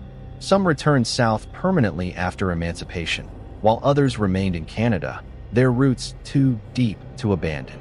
Their settlements persisted, leaving a legacy that shaped Ontario's cultural and social fabric for generations. Canada's role as the Promised Land was never simple. It was a place of both liberation and limitation, of opportunity and struggle. Yet for those who crossed the Detroit River under the cover of night, or who slipped silently across the Niagara frontier, the first step onto Canadian soil meant something undeniable. The law no longer marked them as property. They were fugitives no longer, but free people, standing in a land where freedom was written into law, and where, for the first time, their lives belonged to them. The courts of the United States in the 1850s became battlefields, where the rights of men and women fleeing slavery clashed with the demands of the law. The Fugitive Slave Act of 1850 turned every courtroom in the North into a potential site of captivity. It stripped accused fugitives of the right to testify in their own defense, denied them a trial by jury, and placed their fate in the hands of federal commissioners who were paid $5 if they declared the defendant free and $10 if they ruled in favor of the slaveholder. This law forced free states to become enforcers of slavery, and its reach extended into every town, every city, and every courtroom. Yet in these very places where fugitives were supposed to be condemned, acts of defiance erupted, transforming trials into moments of resistance. On February 15, 1851, the city of Boston became the stage for one of the earliest and most dramatic confrontations. Shadrach Minkins, a 24-year-old waiter at Taft's Cornhill Coffee House, had escaped slavery in Norfolk, Virginia, only a year earlier. He was living quietly in Boston, part of the city's free black community, when federal marshals seized him at work under the authority of the Fugitive Slave Act. He was rushed into the United States courthouse, where a hearing began to determine his fate. But outside, word spread quickly. Members of the black community, supported by white abolitionists, gathered in growing numbers. Inside the courtroom, the legal machinery of slavery was moving swiftly. Minkins had no right to speak for himself, no opportunity for a jury trial. The decision lay in the hands of a commissioner who weighed the claims of a Virginia slaveholder against a man who could only sit in silence. But then, in the middle of these proceedings, the course of history bent. A group of black men burst into the courtroom, pushing past guards and officials. Among them were Lewis Hayden and Robert Morris, leaders in Boston's Black Abolitionist network. They seized Minkins, carried him out of the courthouse, and spirited him through the streets. Crowds distracted marshals, doors opened to hide him, and within hours, Minkins was on his way north. By nightfall, he was on the Underground Railroad, and within days he crossed into Canada, beyond the reach of American law. The rescue of Shadrach Minkins electrified the nation. To his supporters, it was proof that law could not silence freedom. To his enemies, it was an outrage, a direct assault on the authority of the federal government. President Millard Fillmore demanded prosecutions, and several men, including Hayden and Morris, were arrested and tried. Yet Boston juries refused to convict them, signaling that Northern citizens were unwilling to become instruments of the Fugitive Slave Act. The courtroom that had sought to condemn Minkins had instead exposed the fragility of a law that demanded obedience to slavery in a land that proclaimed liberty.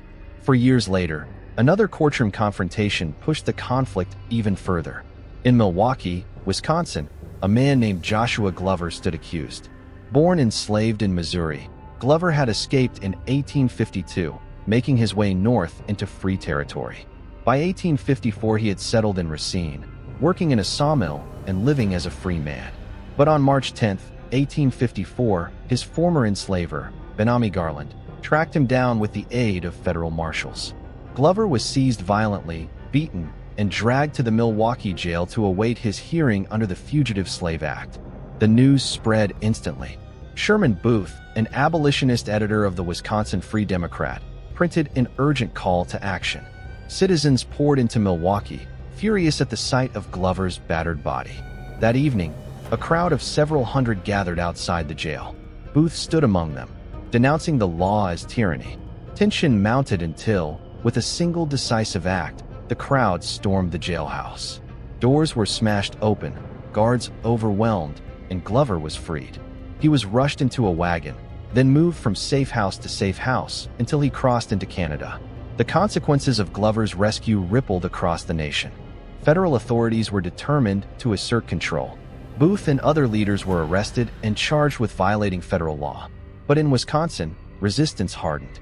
The Wisconsin Supreme Court issued rulings declaring the Fugitive Slave Act unconstitutional, directly challenging federal authority.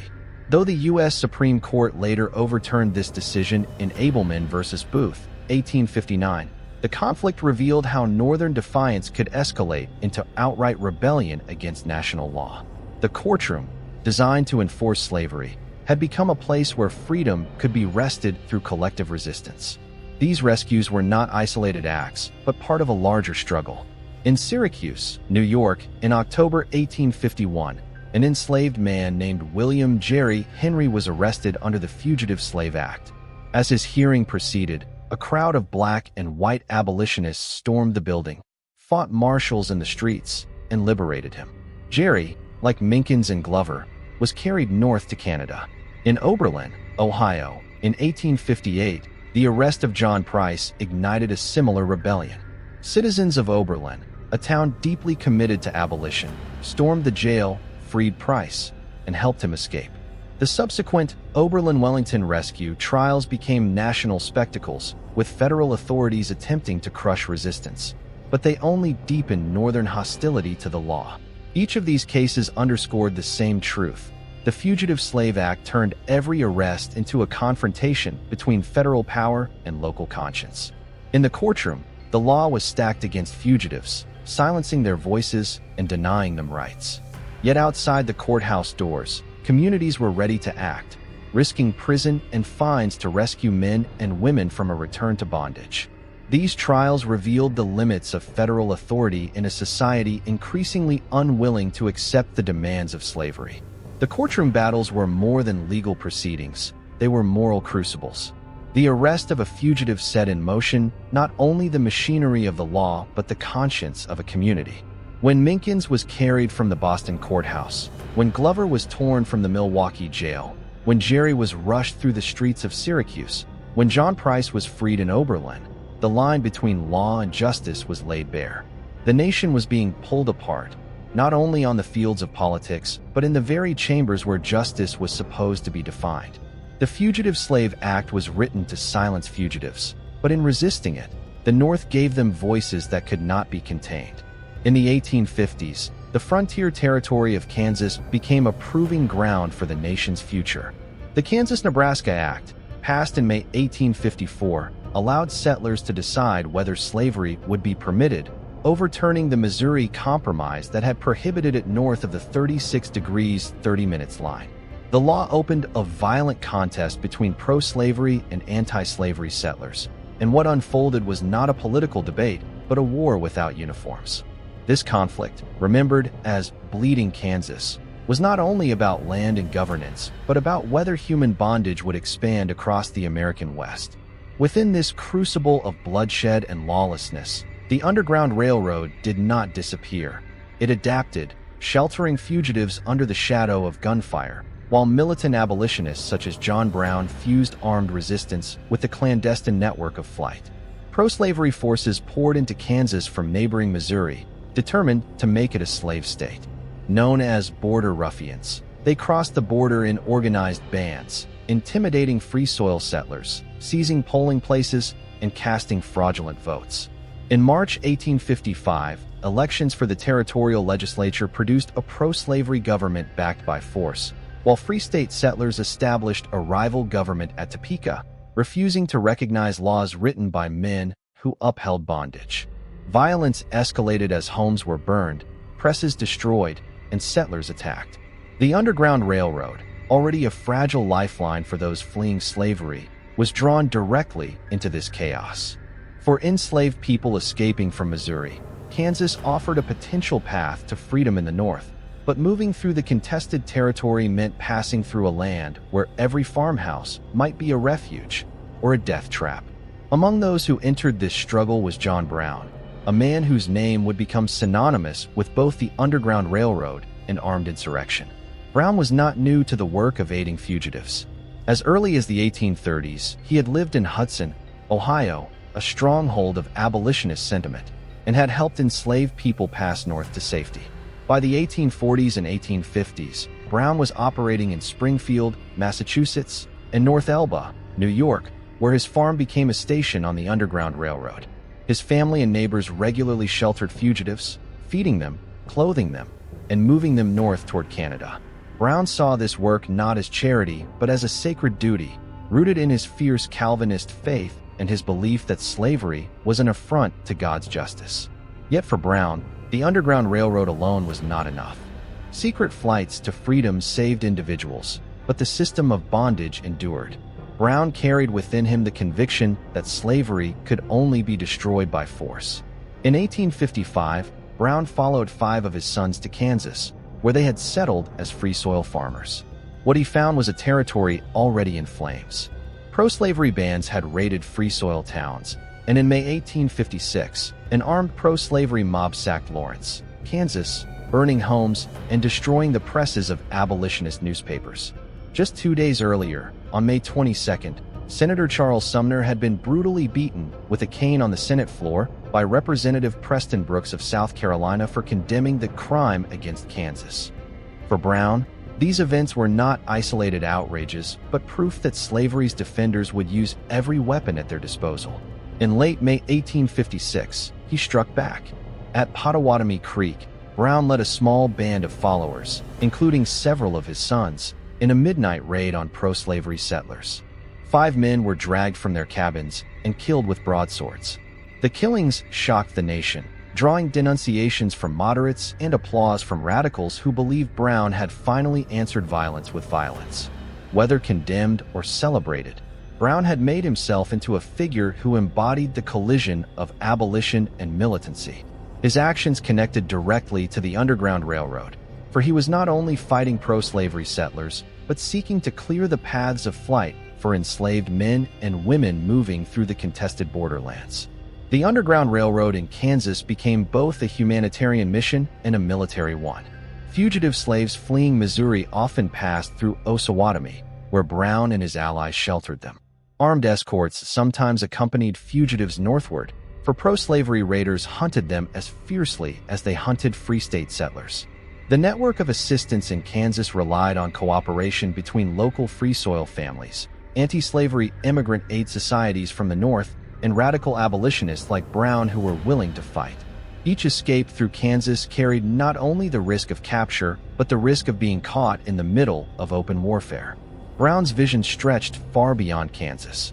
He began to formulate plans for a far-reaching campaign to strike at slavery directly by using the Underground Railroad as a base of operations for armed liberation. He imagined building a guerrilla force in the Appalachian Mountains, establishing a chain of strongholds that would protect fugitives and spark uprisings across the South. Kansas was both his training ground and his testing ground. In battles such as the defense of Osawatomie in August 1856, where Brown's outnumbered band resisted a force of hundreds of pro-slavery men, he demonstrated the fusion of abolitionist conviction and military discipline that would define his later campaigns. The violence of Bleeding Kansas spread into national consciousness, polarizing politics and further inflaming sectional divisions. For enslaved people, the Underground Railroad through Kansas represented both hope and danger. In Missouri, slaveholders were enraged by the raids and rescues that siphoned away their human property. Stories circulated of enslaved families fleeing under cover of night, guided by abolitionist agents through the chaos of Kansas toward Iowa and Illinois. Each escape was a blow against the slave system, a testimony to the possibility of freedom even in the heart of violence. By the late 1850s, Brown's activities were no longer confined to the prairie. He carried his radical vision eastward, raising funds from northern abolitionists and refining his plans for a direct assault on slavery. Yet Kansas remained at the heart of his legend. His time there had proven that the Underground Railroad was not only a system of flight, but a battlefield in itself. The clandestine work of hiding fugitives had merged with the open conflict of war, and Brown emerged from it convinced that America's struggle over slavery could never be settled by compromise. The blood spilled in Kansas, both by border ruffians and by his own hand, had shown him that freedom would not be secured in courtrooms or legislatures, but in the clash of arms. The Underground Railroad in Kansas thus stood at the intersection of sanctuary and struggle. It continued to move fugitives towards safety, often under armed guard, while the territory itself erupted in battles that foreshadowed the Civil War. John Brown carried within him the dual spirit of this moment, the secret network that saved lives in silence, and the uncompromising violence that answered slavery with the sword. In the contested soil of Kansas, the two met, and in their collision lay the shape of the nation's future. When the Civil War erupted in April 1861, the Underground Railroad did not vanish. It changed form, shedding secrecy and stepping into the open, as thousands of enslaved men, women, and children turned the conflict itself into their road to freedom. The old hidden stations, the coded signals, and the clandestine routes gave way to a more visible, defiant movement. Wherever Union armies advanced, freedom seekers appeared in their camps, testing the meaning of war. No law of Congress, no proclamation of generals, had yet declared slavery ended, but enslaved people themselves forced the issue, transforming the war from a political struggle into a revolution. The turning point came in May 1861, only a month after Fort Sumter, when three enslaved men, Frank Baker, Shepard Mallory, and James Townsend, rode across the James River to Fort Monroe in Virginia. They had been working on Confederate fortifications. Their owner demanded their return under the Fugitive Slave Law, but Union Commander Benjamin Butler refused. Butler argued that since Virginia claimed to have seceded and was in rebellion, enslaved laborers used for military purposes could be treated as contraband of war. The men were not returned.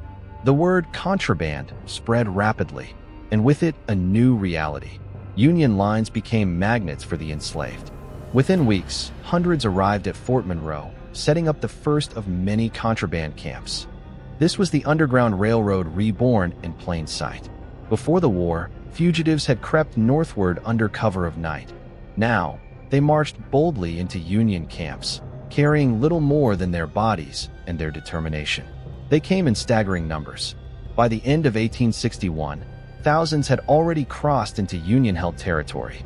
By the war's midpoint, the figure reached into the tens of thousands, and by 1865, nearly 500,000 enslaved people had fled to Union lines. This was not simply escape. It was mass resistance, an exodus that undermined the economic foundation of the Confederacy and reshaped the Union war effort. The presence of these freedom seekers challenged every assumption of Union policy. President Abraham Lincoln began the war insisting it was a fight to preserve the Union, not to abolish slavery. Many generals shared his caution, fearing that alienating border states like Kentucky and Missouri would weaken the cause. Yet enslaved people themselves paid no attention to official hesitation. At Port Royal, South Carolina, after Union forces seized the Sea Islands in November 1861, nearly 10,000 enslaved people declared themselves free, refusing to continue laboring for their former masters.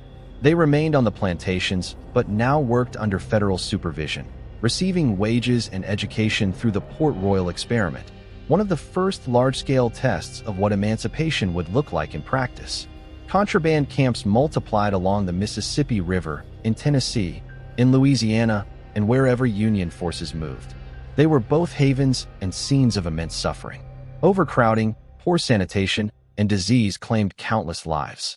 At places like Corinth, Mississippi, and Camp Nelson, Kentucky, thousands of men, women, and children clustered in makeshift shelters, waiting for food and protection from the Union Army.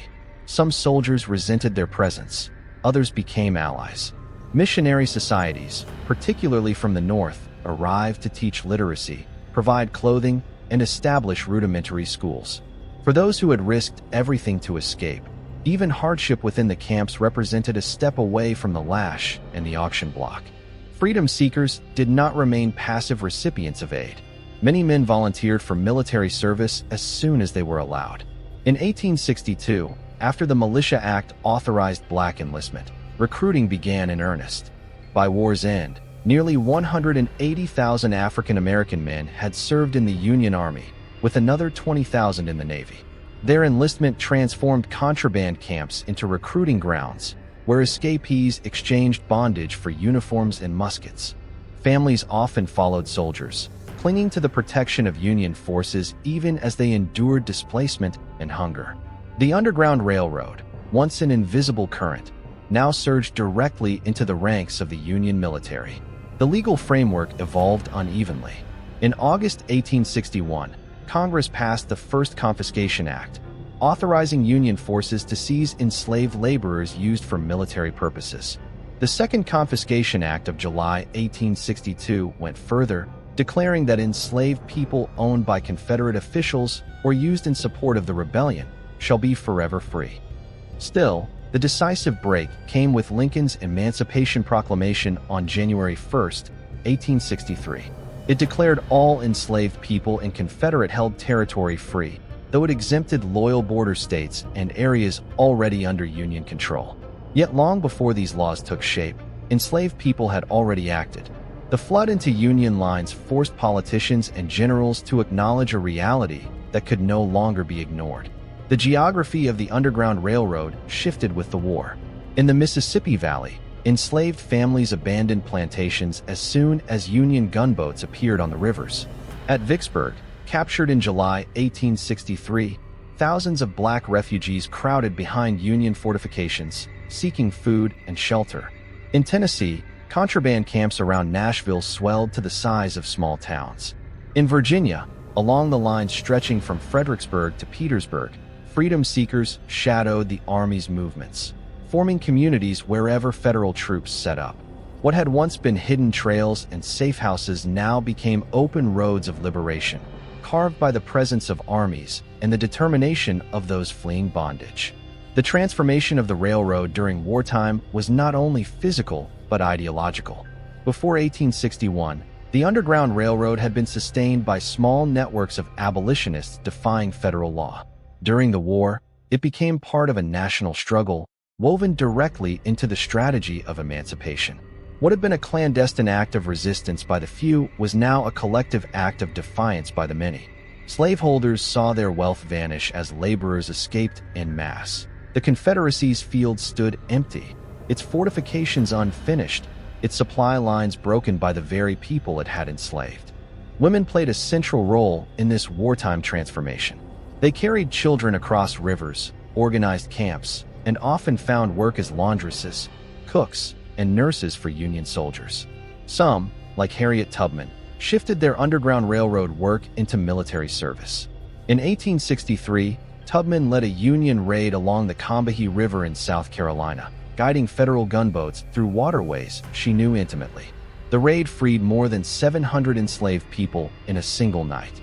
It was the Underground Railroad in military form, a liberation not by stealth, but by armed force under Tubman's command. Every escape during the war chipped away at slavery's structure.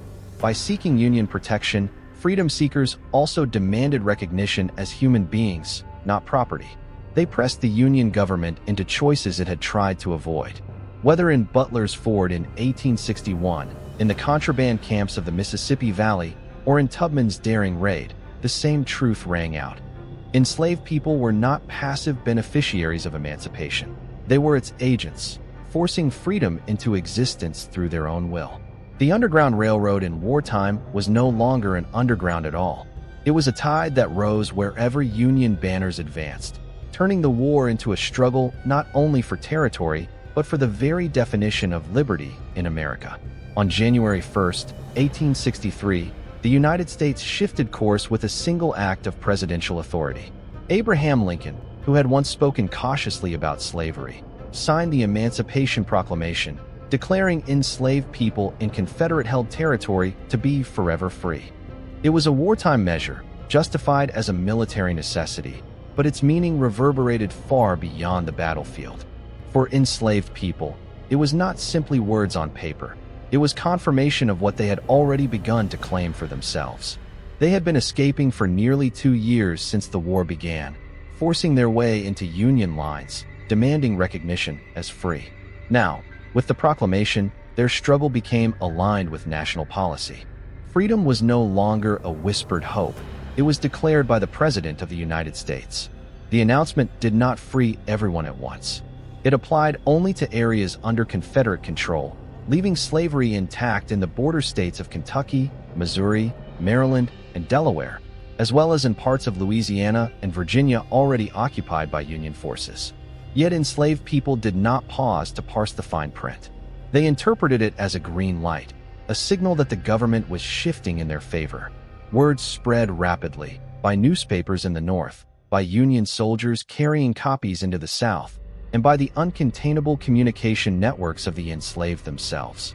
Songs carried its message, sermons wove it into prayers, and rumors spread faster than armies could march. For countless men, women, and children, the proclamation was the final push to run. Freedom seekers turned the words of January 1st into action on January 2nd and every day after. Families abandoned plantations, walking miles through hostile territory, guided only by the promise that Union lines now meant liberation. Many faced capture or death along the way, but the stream of fugitives did not stop. In Arkansas, enslaved men formed caravans to reach federal outposts on the Mississippi River. In Virginia, entire communities melted into the woods and reappeared inside Union camps. In Tennessee, women with infants strapped to their backs crossed battlefronts to reach blue-coated soldiers who could no longer deny them sanctuary. The old Underground Railroad, once a clandestine system, now overlapped with the advance of armies and the swelling of contraband camps, propelled forward by the weight of a presidential decree. Lincoln himself had not always envisioned such sweeping action. For months, he had wrestled with competing pressures: border state loyalty, northern racism, fears of destabilization. His preliminary proclamation of September 22, 1862, came after the Union's hard-won victory at Antietam. It gave the Confederacy 100 days to lay down arms or face the abolition of slavery in rebel territory. When the deadline passed and no surrender came, the final proclamation took effect. It was both limited and revolutionary, carefully worded to withstand legal scrutiny while declaring a moral turning point. For the enslaved, the limitations mattered less than the revolution. The proclamation also reshaped the war itself. Union soldiers, once ambivalent about harboring fugitives, now found themselves tasked with protecting them. The enslaved who arrived in camps were no longer only contraband. They were free people by federal decree. Many joined the labor force of the army, working as cooks, teamsters, and builders of fortifications. Others took the next step, enlisting in combat. The proclamation explicitly authorized the recruitment of black soldiers, and within months, regiments such as the 54th Massachusetts Infantry formed, their ranks filled with men who had once been enslaved or whose families still remained in bondage. Their presence gave the Union cause a new moral clarity, linking the defeat of the Confederacy with the destruction of slavery. Yet the road from proclamation to actual freedom was uneven. Slaveholders in Confederate states ignored the order, continuing their grip over plantations wherever Union troops had not yet arrived. Enslaved people themselves became the enforcers of emancipation, abandoning fields, sabotaging work, and seizing opportunities to weaken the institution that bound them. In Texas, far from the reach of Union armies, slavery endured until June 19, 1865, when federal troops under General Gordon Granger finally announced its end in Galveston, a moment later remembered as Juneteenth. Between 1863 and 1865, the map of freedom expanded in patches, moving with the slow advance of Union armies and the unrelenting determination of those who refused to remain enslaved a day longer. The proclamation also drew international attention. Britain and France, whose industries depended heavily on Southern cotton, had weighed recognition of the Confederacy. The Declaration of Emancipation shifted the moral landscape, making it politically dangerous for European powers to side openly with a government committed to slavery. In this sense, every escape from bondage was part of a global struggle, reinforcing the Union's claim that it fought not just for political union, but for human liberty. On the ground, however, freedom was not instant salvation. Contraband camps swelled with the newly liberated, straining resources. Diseases such as smallpox and dysentery spread rapidly. Military authorities sometimes failed to provide adequate food or housing, and refugees endured new forms of hardship even as they celebrated release from bondage. Still, the proclamation gave them a shield. They could no longer be legally returned to their enslavers, and the sight of masses of free black men and women reshaped the very image of the Union war effort. Resistance continued until the last months of slavery. In 1864, as Union armies pressed deeper into the South, enslaved people in Georgia, Alabama, and the Carolinas took enormous risks to reach Sherman's troops during his march to the sea. They followed the columns in staggering numbers, sometimes overwhelming the Army's ability to protect them. In one tragic episode at Ebenezer Creek in December 1864, Union forces withdrew a pontoon bridge before hundreds of refugees had crossed, leaving many to drown as Confederate cavalry closed in. Even in moments of betrayal, the relentless drive for freedom could not be contained. By early 1865, the momentum was irreversible. The 13th Amendment, passed by Congress in January and ratified later that year, abolished slavery throughout the United States. But long before its passage, enslaved people themselves had taken emancipation into their own hands. The proclamation had been a weapon placed in their grasp, but it was their own courage, running from plantations, sheltering in Union camps, joining regiments, carrying families across hostile lines, that gave it life. The Underground Railroad did not end with Lincoln's signature. It continued in every march to Union lines, in every labor strike against a master, in every act of refusal to remain enslaved as the Confederacy collapsed. From 1863 through 1865, the final chapter of slavery in America unfolded not only in legislatures and battlefields, but in the footsteps of those who would no longer be owned. The proclamation lit the path, but it was the endless stream of escapes that made its words real, pressing the nation forward toward an ending that could no longer be delayed. In 1865, the guns of the Civil War fell silent, but the struggle that followed carried stakes just as profound. Freedom had been proclaimed, slavery had been abolished, but the question of what liberty would mean for millions of black men and women remained unsettled. Into this fragile moment stepped the very people who had once fled along the routes of the Underground Railroad, and those who had risked everything to aid them. The era of Reconstruction, beginning in 1865 and stretching into the mid-1870s, was their chance to shape a world that might finally reflect the sacrifices of centuries. It was a time of audacity and ambition, of fragile hope balanced against ruthless opposition. Former fugitives who had once moved in shadows now walked openly into the halls of power. Some became political leaders, educators, ministers, and community organizers.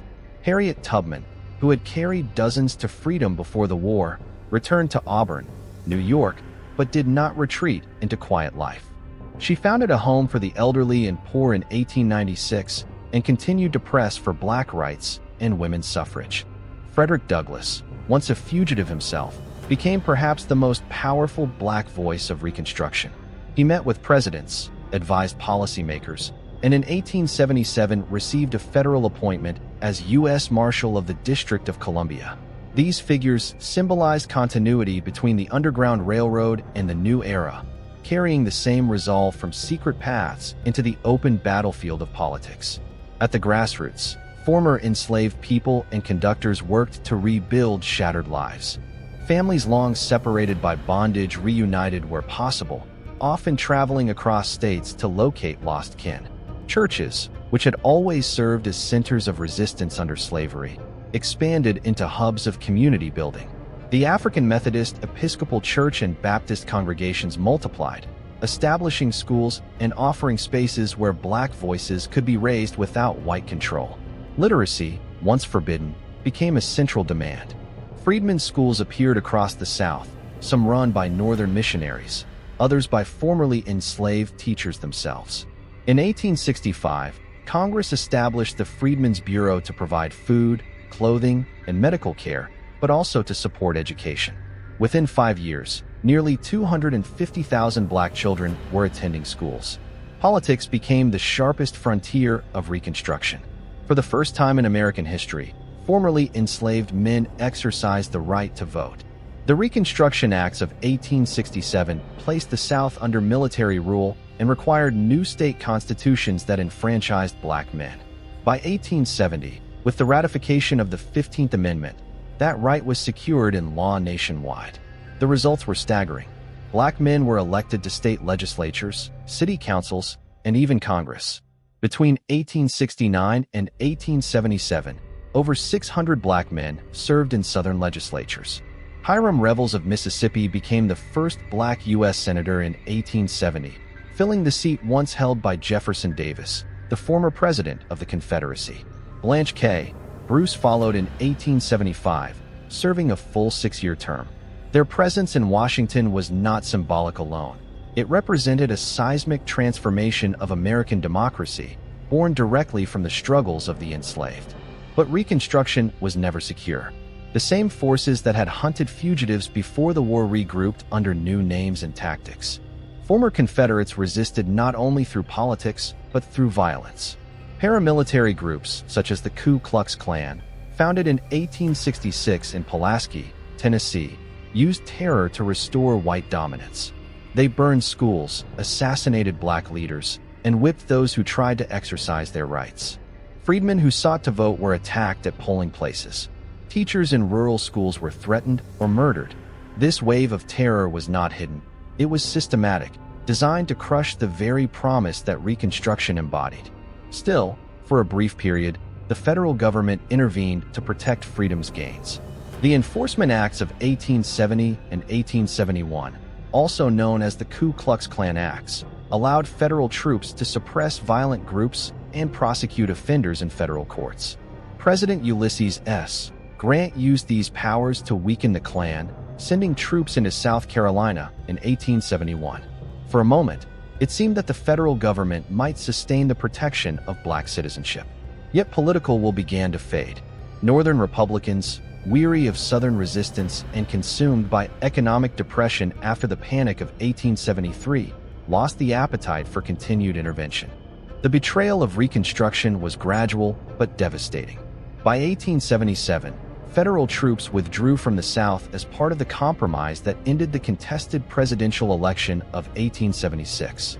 Without protection, Southern governments fell back into the hands of white supremacists who quickly dismantled Reconstruction policies.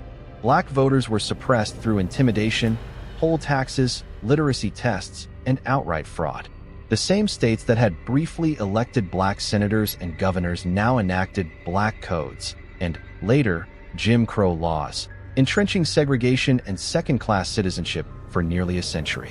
The men and women who had once carried the spirit of the Underground Railroad into the Reconstruction era watched as the doors of opportunity narrowed. Yet, even in betrayal, their contributions could not be erased. The schools they founded continued to educate generations. Institutions such as Howard University, founded in 1867, and Fisk University, established in 1866, endured as centers of black scholarship and leadership. Churches remained the beating heart of resistance, sustaining communities through the long decades ahead. Former conductors, teachers, and leaders planted seeds that would later nourish the struggles of the 20th century. For those who had risked everything on the Underground Railroad, Reconstruction was both vindication and tragedy.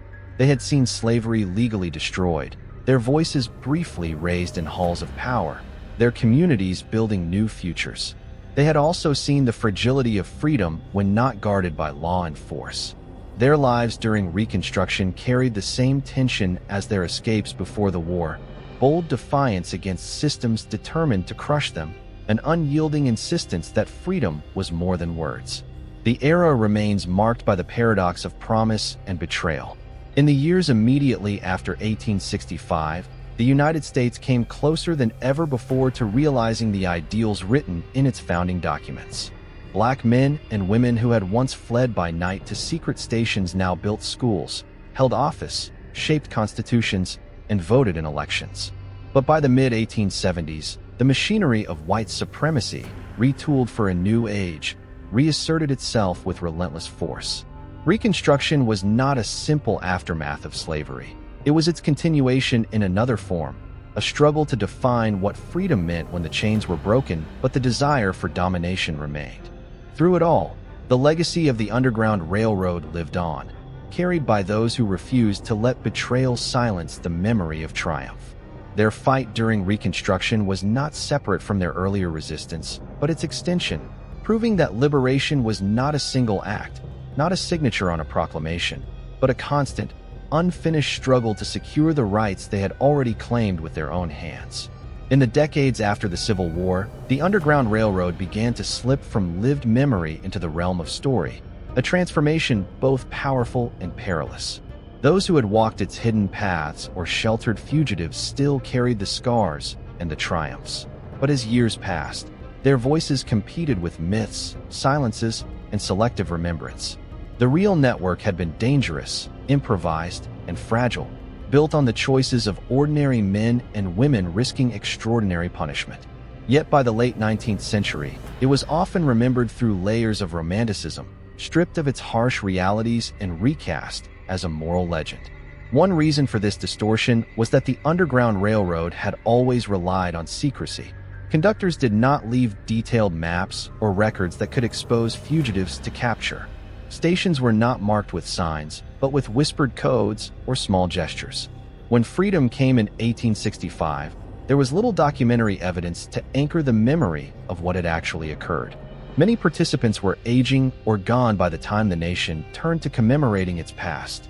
In the absence of hard records, stories filled the gap, and stories, though powerful, bend with time. Oral histories became the most important vessel of truth.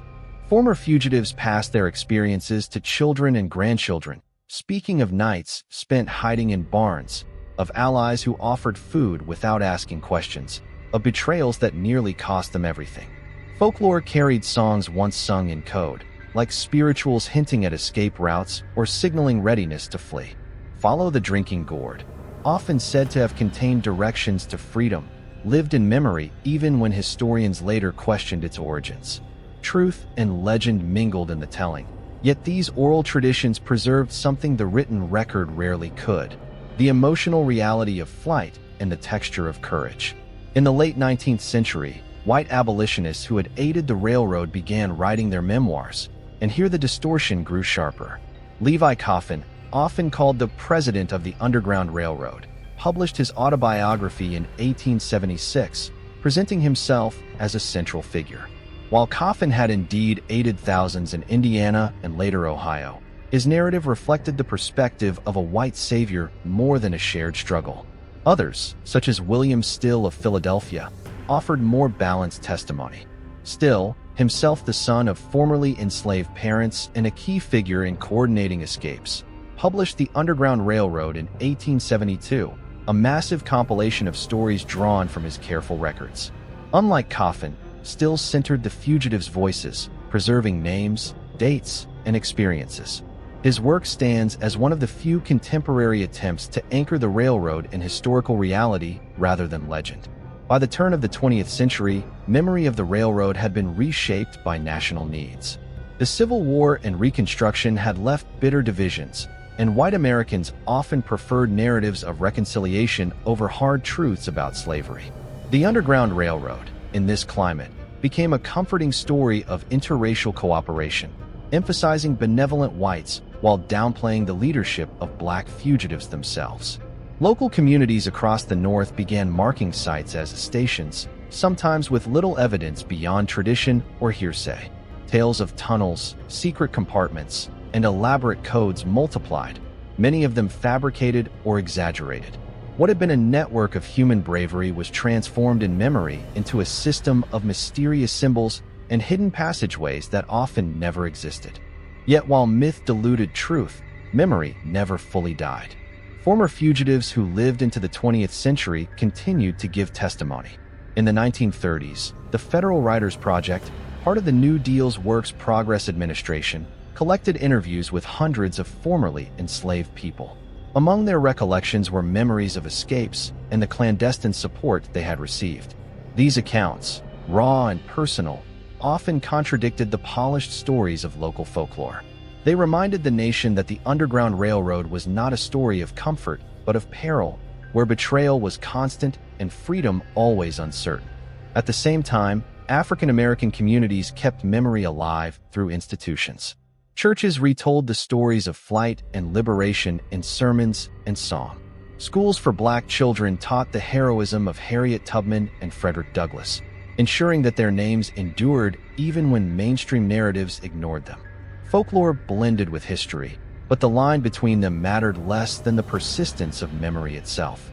To those who carried the oral tradition, the railroad was not an abstract legend.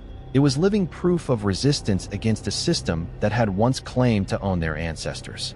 In the 20th century, historians began to untangle the myths. Scholars such as Wilbur Siebert, writing in the 1890s and early 1900s, collected stories from aging abolitionists, producing maps and accounts that were widely circulated. His work was foundational but flawed, relying heavily on memory decades after the fact and often uncritically accepting local lore.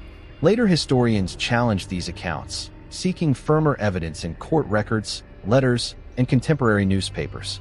They revealed that while the railroad was real and extensive, it was less centralized, less organized, and more dangerous than the myths suggested. Each escape was unique, improvised, and often dependent on chance as much as planning. Yet the allure of myth proved enduring. The idea of hidden tunnels and coded quilts captured the public imagination. Stories of quilts hung on fences carrying secret instructions circulated widely in the late 20th century, though historians found little evidence for them. Such myths endured not only because they were compelling, but because they filled a gap left by generations of silence. When official histories had neglected the central role of enslaved people in their own liberation, communities turned to symbolic tales to keep alive the spirit of resistance. Public commemoration eventually followed. In 1990, the U.S. Congress passed legislation leading to the establishment of the National Underground Railroad Freedom Center in Cincinnati, which opened in 2004. The Underground Railroad became part of national heritage, with markers, museums, and trails across multiple states. Yet, even in commemoration, the tension between myth and memory persists. Tourist sites sometimes repeat exaggerated stories, while serious historians continue to stress the importance of grounding remembrance in verified accounts. The legacy of oral histories remains crucial. Without the voices of those who lived it, preserved in William Still's records, in the testimony of Harriet Tubman, in the WPA slave narratives, the Underground Railroad might have been lost entirely to distortion. These voices preserve the terror of slave catchers hunting across free states, the relief of crossing the Ohio River, the resilience of communities who defied federal law to offer shelter. They carried forward the reality that the railroad was not built of tunnels or secret codes, but of human beings making choices at immense personal risk. The memory of the Underground Railroad has always been contested terrain. It has been romanticized into folklore, sanitized into a story of national virtue, and obscured by false legends. Yet it has also been preserved, fiercely and faithfully, by those who understood its meaning because they had lived its dangers. The tension between memory and myth reveals more than just the past. It reveals the nation's struggle over how to confront its own history of slavery and resistance, what it chooses to celebrate, and what it chooses to forget. And as long as those voices remain, the truth refuses to vanish beneath the weight of legend. Harriet Tubman lived long enough to see herself transformed into a legend, though her later years were marked more by poverty and illness than by the recognition her life's work deserved.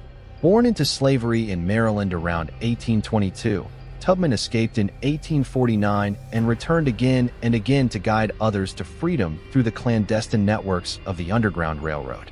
For her wartime service, she worked as a nurse, scout, and even military leader during the Civil War. In June 1863, she helped lead the Combahee River Raid in South Carolina, freeing more than 700 enslaved people in a single night, a feat unmatched by any other woman of her time. Yet after the war, despite her fame, Tubman was left to fight for the government pension she had earned. In Auburn, New York, where she settled, Tubman purchased land in 1859 from Senator William H. Seward, Lincoln's future Secretary of State. It became both her home and her base of charitable work.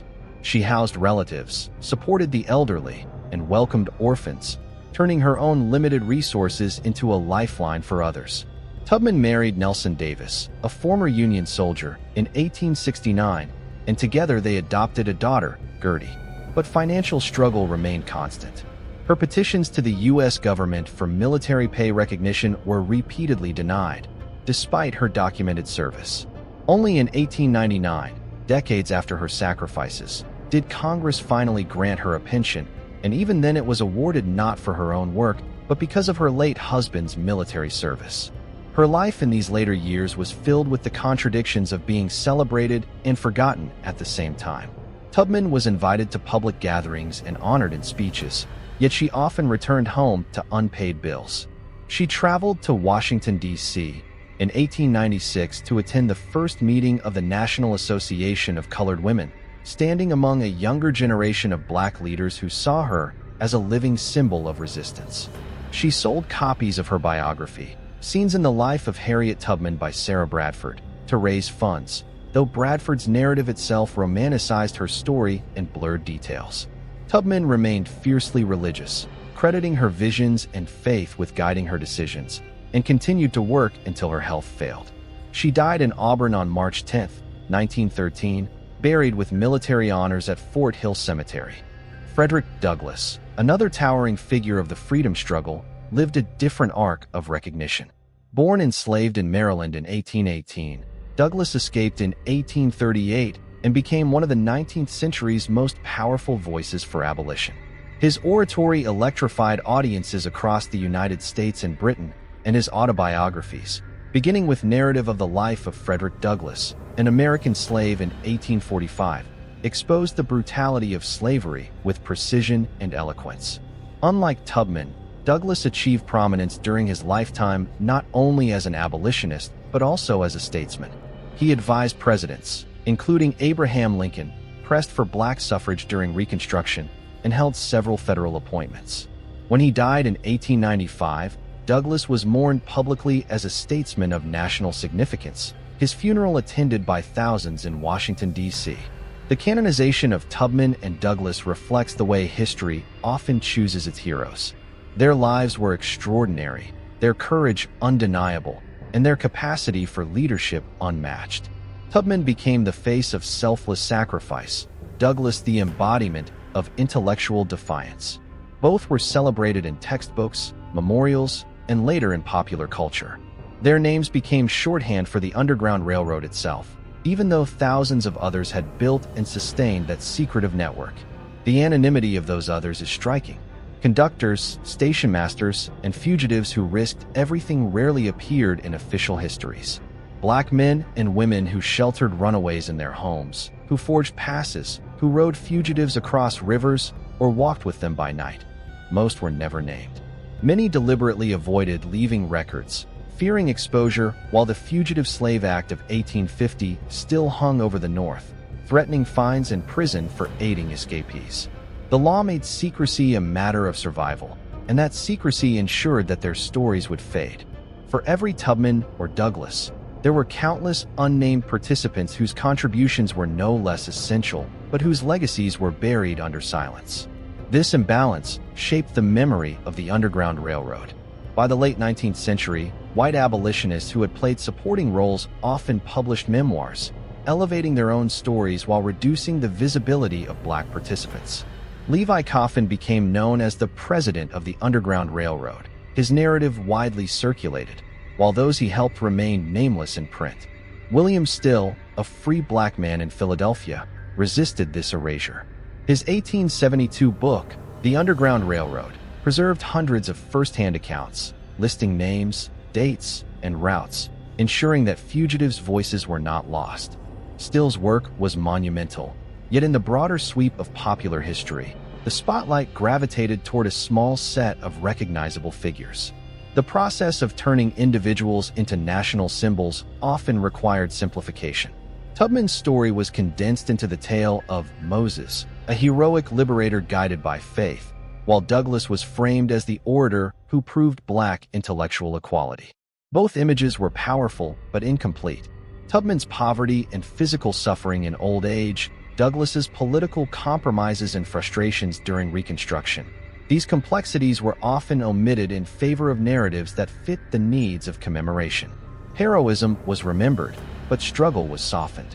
The anonymity of thousands remains the silent counterpart to this canonization. The fugitive who carried a baby for miles through swamps. The farmer's wife who left bread at a hidden spot along a fence line. The free Black sailor who smuggled runaways aboard ships. These lives formed the substance of the railroad, but were too ordinary, too fragile, to be preserved in memory with the same force as Tubman or Douglas. Oral traditions kept some alive, passed through families or church congregations, but the national story elevated only a few. Yet even in their canonization, Tubman and Douglas carried the weight of representing those multitudes. Tubman's death in 1913 came at the height of the Jim Crow era, when Black communities faced disenfranchisement and racial violence. Her funeral was a defiant act of recognition in a nation that denied equality. Douglas's memorialization in 1895 came as Reconstruction had collapsed into segregation, yet his speeches continued to be cited by those demanding rights. Both stood as symbols not only of the past, but of ongoing struggles for justice. The shaping of heroes in history books reflects both the necessity and the cost of remembrance. Figures like Tubman and Douglas provided the narratives a nation could hold on to, their names etched into monuments and curricula. But the Underground Railroad was not the work of a few. It was the cumulative act of thousands who left no monuments and whose courage was no less extraordinary. The balance between honoring those remembered and recognizing those forgotten remains one of the most difficult challenges in telling this history. The end of slavery in 1865 was not the end of the struggle for freedom. The Underground Railroad had carried men, women, and children across hostile landscapes to escape bondage, but emancipation did not dissolve the forces that had sustained slavery. The promise of liberation collapsed quickly into a new architecture of oppression, segregation, disenfranchisement, racial terror, that made freedom feel deferred, a goal receding just as it seemed within reach. The years immediately after the Civil War carried both hope and betrayal. The Reconstruction Amendments, the 13th in 1865 abolishing slavery, the 14th in 1868 granting citizenship, and the 15th in 1870 prohibiting racial discrimination in voting, marked unprecedented constitutional change. For a brief period, formerly enslaved people seized opportunities to shape their own destiny. Black men voted in large numbers, held office in state legislatures, and even entered Congress. Hiram Revels of Mississippi took a seat in the U.S. Senate in 1870, and in the same year Joseph Rainey became the first Black member of the House of Representatives. Communities built schools, churches, and businesses, fueled by a determination that freedom must be more than a legal formality. But white resistance mobilized with equal force. The Ku Klux Klan, founded in 1866 in Tennessee, spread terror across the South, targeting freed people, teachers, and political leaders who symbolized Black advancement. Night rides, lynchings, and arson were the weapons of a counter-revolution designed to make freedom unlivable. Federal enforcement acts attempted to suppress the violence, but without sustained national commitment, the backlash grew. By 1877, with the compromise that ended Reconstruction, federal troops withdrew from the South, and the fragile protections for Black citizens collapsed. What followed was a systematic reconstitution of racial control. State legislatures erected Jim Crow laws, separating schools, trains, theaters, and public spaces, creating a rigid racial caste system. The Supreme Court gave its sanction in Plessy v. Ferguson, 1896, declaring segregation constitutional under the doctrine of separate but equal. In practice, equality was nowhere to be found. Schools for Black children were underfunded, public services denied, and access to opportunities restricted. Poll taxes, literacy tests, and grandfather clauses stripped away the right to vote, while violence stood as the unspoken enforcer of white supremacy. Between 1880 and 1950, thousands of Black Americans were lynched, often publicly, their deaths meant as messages to entire communities. Ida B. Wells, a pioneering journalist, documented these atrocities in the 1890s, publishing Southern Horrors and The Red Record, showing that lynching was not about punishing crime, but about maintaining racial dominance. Her investigations exposed the continuity between slavery's violence and the brutality of Jim Crow. Freedom had been promised, but in the fields, factories, and streets of the South, it remained deferred. The Underground Railroad, once a symbol of hope, became an unfinished story. Those who had escaped north before the Civil War had risked everything for liberty, but after emancipation, the North itself was no sanctuary. Segregation was not confined to the South. In Chicago, Detroit, and Philadelphia, restrictive housing covenants and discriminatory practices confined black families to segregated neighborhoods. Northern labor unions excluded black workers, reinforcing economic inequality. Racial violence erupted beyond the Mason-Dixon line, as in the East St. Louis massacre of 1917, where white mobs killed scores of black residents and burned their homes. Black leaders confronted this reality directly. W.B. Du Bois, in The Souls of Black Folk, 1903, declared that the central problem of the 20th century would be the color line. He traced the unfulfilled promises of Reconstruction, noting that emancipation had not eradicated oppression but reshaped it. Booker T. Washington, in contrast, urged accommodation, emphasizing vocational training and gradual progress, though his Atlanta Exposition Address of 1895 drew criticism from those who saw compromise as surrender. The debate reflected the weight of a struggle that had outlived slavery itself. The parallels to the Underground Railroad remained sharp in the cultural memory. Just as fugitives had once traveled by night toward uncertain freedom, black migrants during the Great Migration, beginning around 1916, boarded trains bound for northern cities, seeking refuge from Jim Crow. Between 1916 and 1970, more than 6 million black Americans moved out of the South, reshaping the demographics of the nation.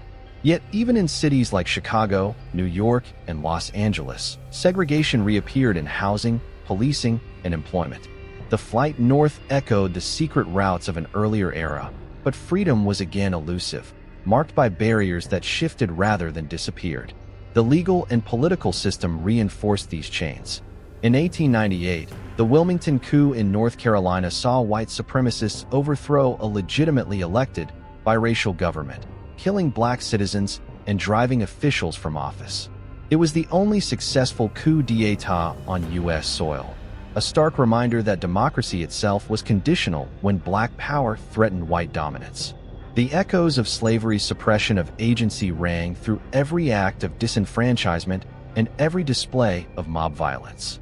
Yet resistance endured. Organizations such as the NAACP, founded in 1909, carried the fight into courts and legislatures, challenging segregation and lynching with unrelenting persistence. The rhetoric of freedom, drawn from the nation's founding ideals and the memory of emancipation, became the weapon of those demanding justice.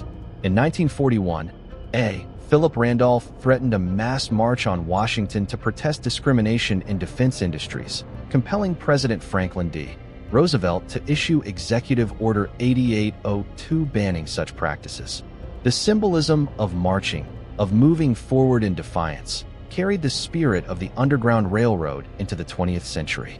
By the time the modern civil rights movement took form after World War II, the unfinished business of the Underground Railroad was unmistakable. Brown versus Board of Education in 1954 struck down segregation in schools, directly challenging Plessy. The Montgomery bus boycott of 1955-56, led by Rosa Parks and Martin Luther King Jr., confronted segregation in daily life. Freedom rides in the 1960s carried activists across the South, echoing the clandestine journeys of fugitives a century earlier. Each act of defiance stood as a continuation of a struggle that had never ended in 1865. The Underground Railroad had been a movement toward freedom that outpaced the law. Its spirit persisted in every sit-in, march, and courtroom battle against Jim Crow. The persistence of racial injustice proved that emancipation alone had not secured liberty. Freedom was not a single act of escape, but a continual fight against structures designed to deny it. In the shadow of slavery, under the weight of segregation and in the face of racial terror, the path to justice remained unfinished. The railroad had not stopped. It had only lengthened, stretching across centuries, carrying the same burden, demanding the same courage. The Underground Railroad was never built of rails and iron. It was built of footsteps pressed into the earth, whispered codes, and silent acts of defiance. Today, its traces lie scattered across the United States and Canada, carried forward not by fugitive travelers, but by historians, archaeologists, and communities determined to preserve its memory. What was once hidden in secrecy is now marked in stone, glass, and museum halls, each site standing as evidence of courage and of the human will to resist bondage.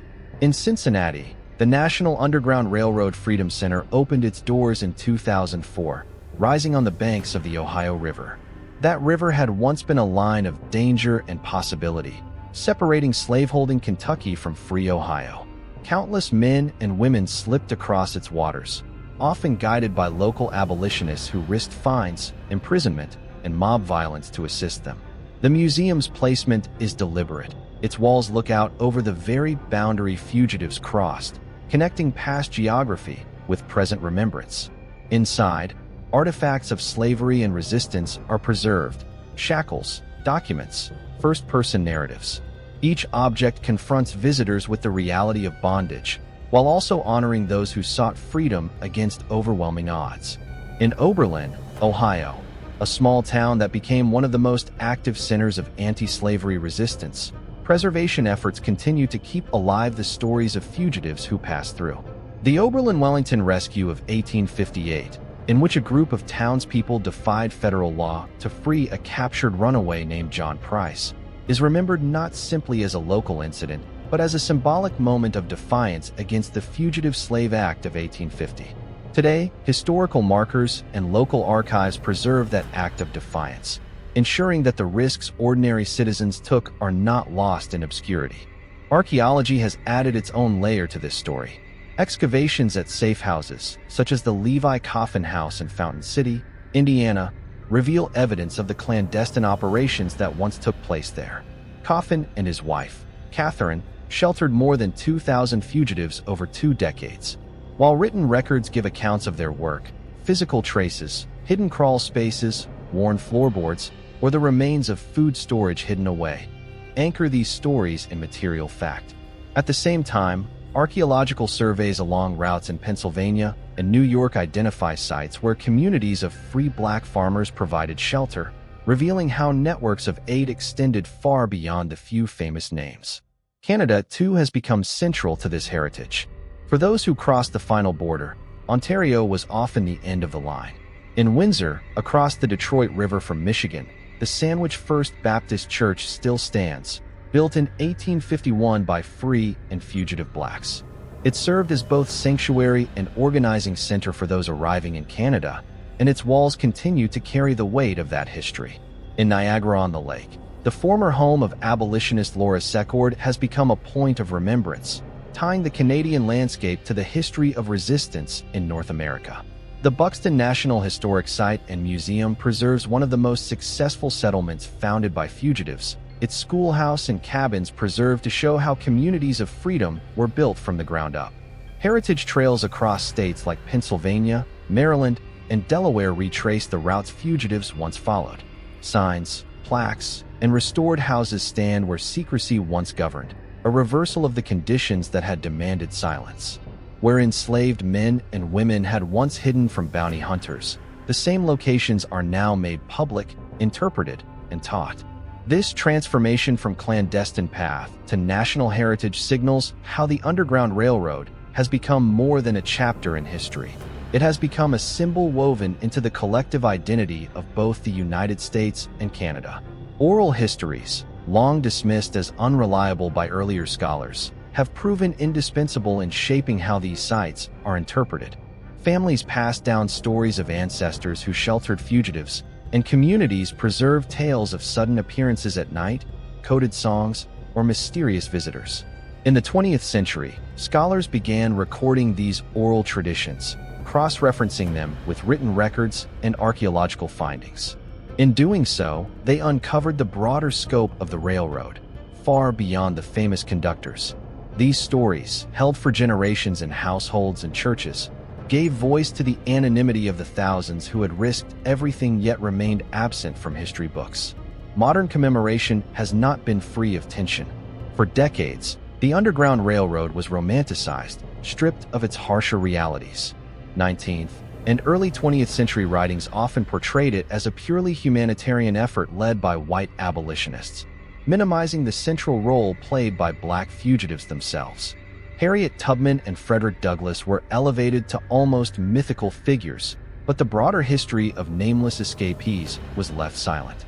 It is only in recent decades that scholarship and museum work have sought to correct this imbalance, emphasizing that the railroad was as much about the determination of enslaved people to seize freedom as it was about the assistance they received. In 1990, the U.S. Congress passed legislation directing the National Park Service to identify and preserve Underground Railroad sites. This led to the creation of the National Underground Railroad Network to Freedom Program, which now includes hundreds of recognized locations across multiple states. Each designation ties local history to a continental struggle for liberty, marking how the railroad functioned not as isolated acts of charity, but as an interwoven movement. In the process, forgotten farmhouses, churches, and cemeteries have been restored to public awareness, their preservation grounded in federal recognition.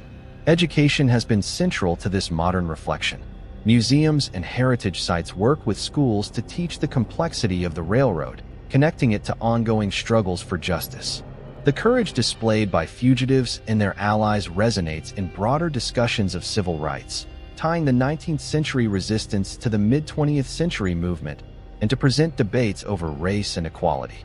This continuity has made the Underground Railroad not only a subject of historical interest, but also a living symbol of struggle, resilience, and solidarity. Symbols themselves have carried forward the railroad's legacy. Quilts with coded patterns, though debated by historians, have become powerful cultural emblems of secrecy and resistance. Songs such as Follow the Drinking Gourd, with lyrics believed to reference escape routes, continue to be performed as both cultural memory and testimony to resistance through art.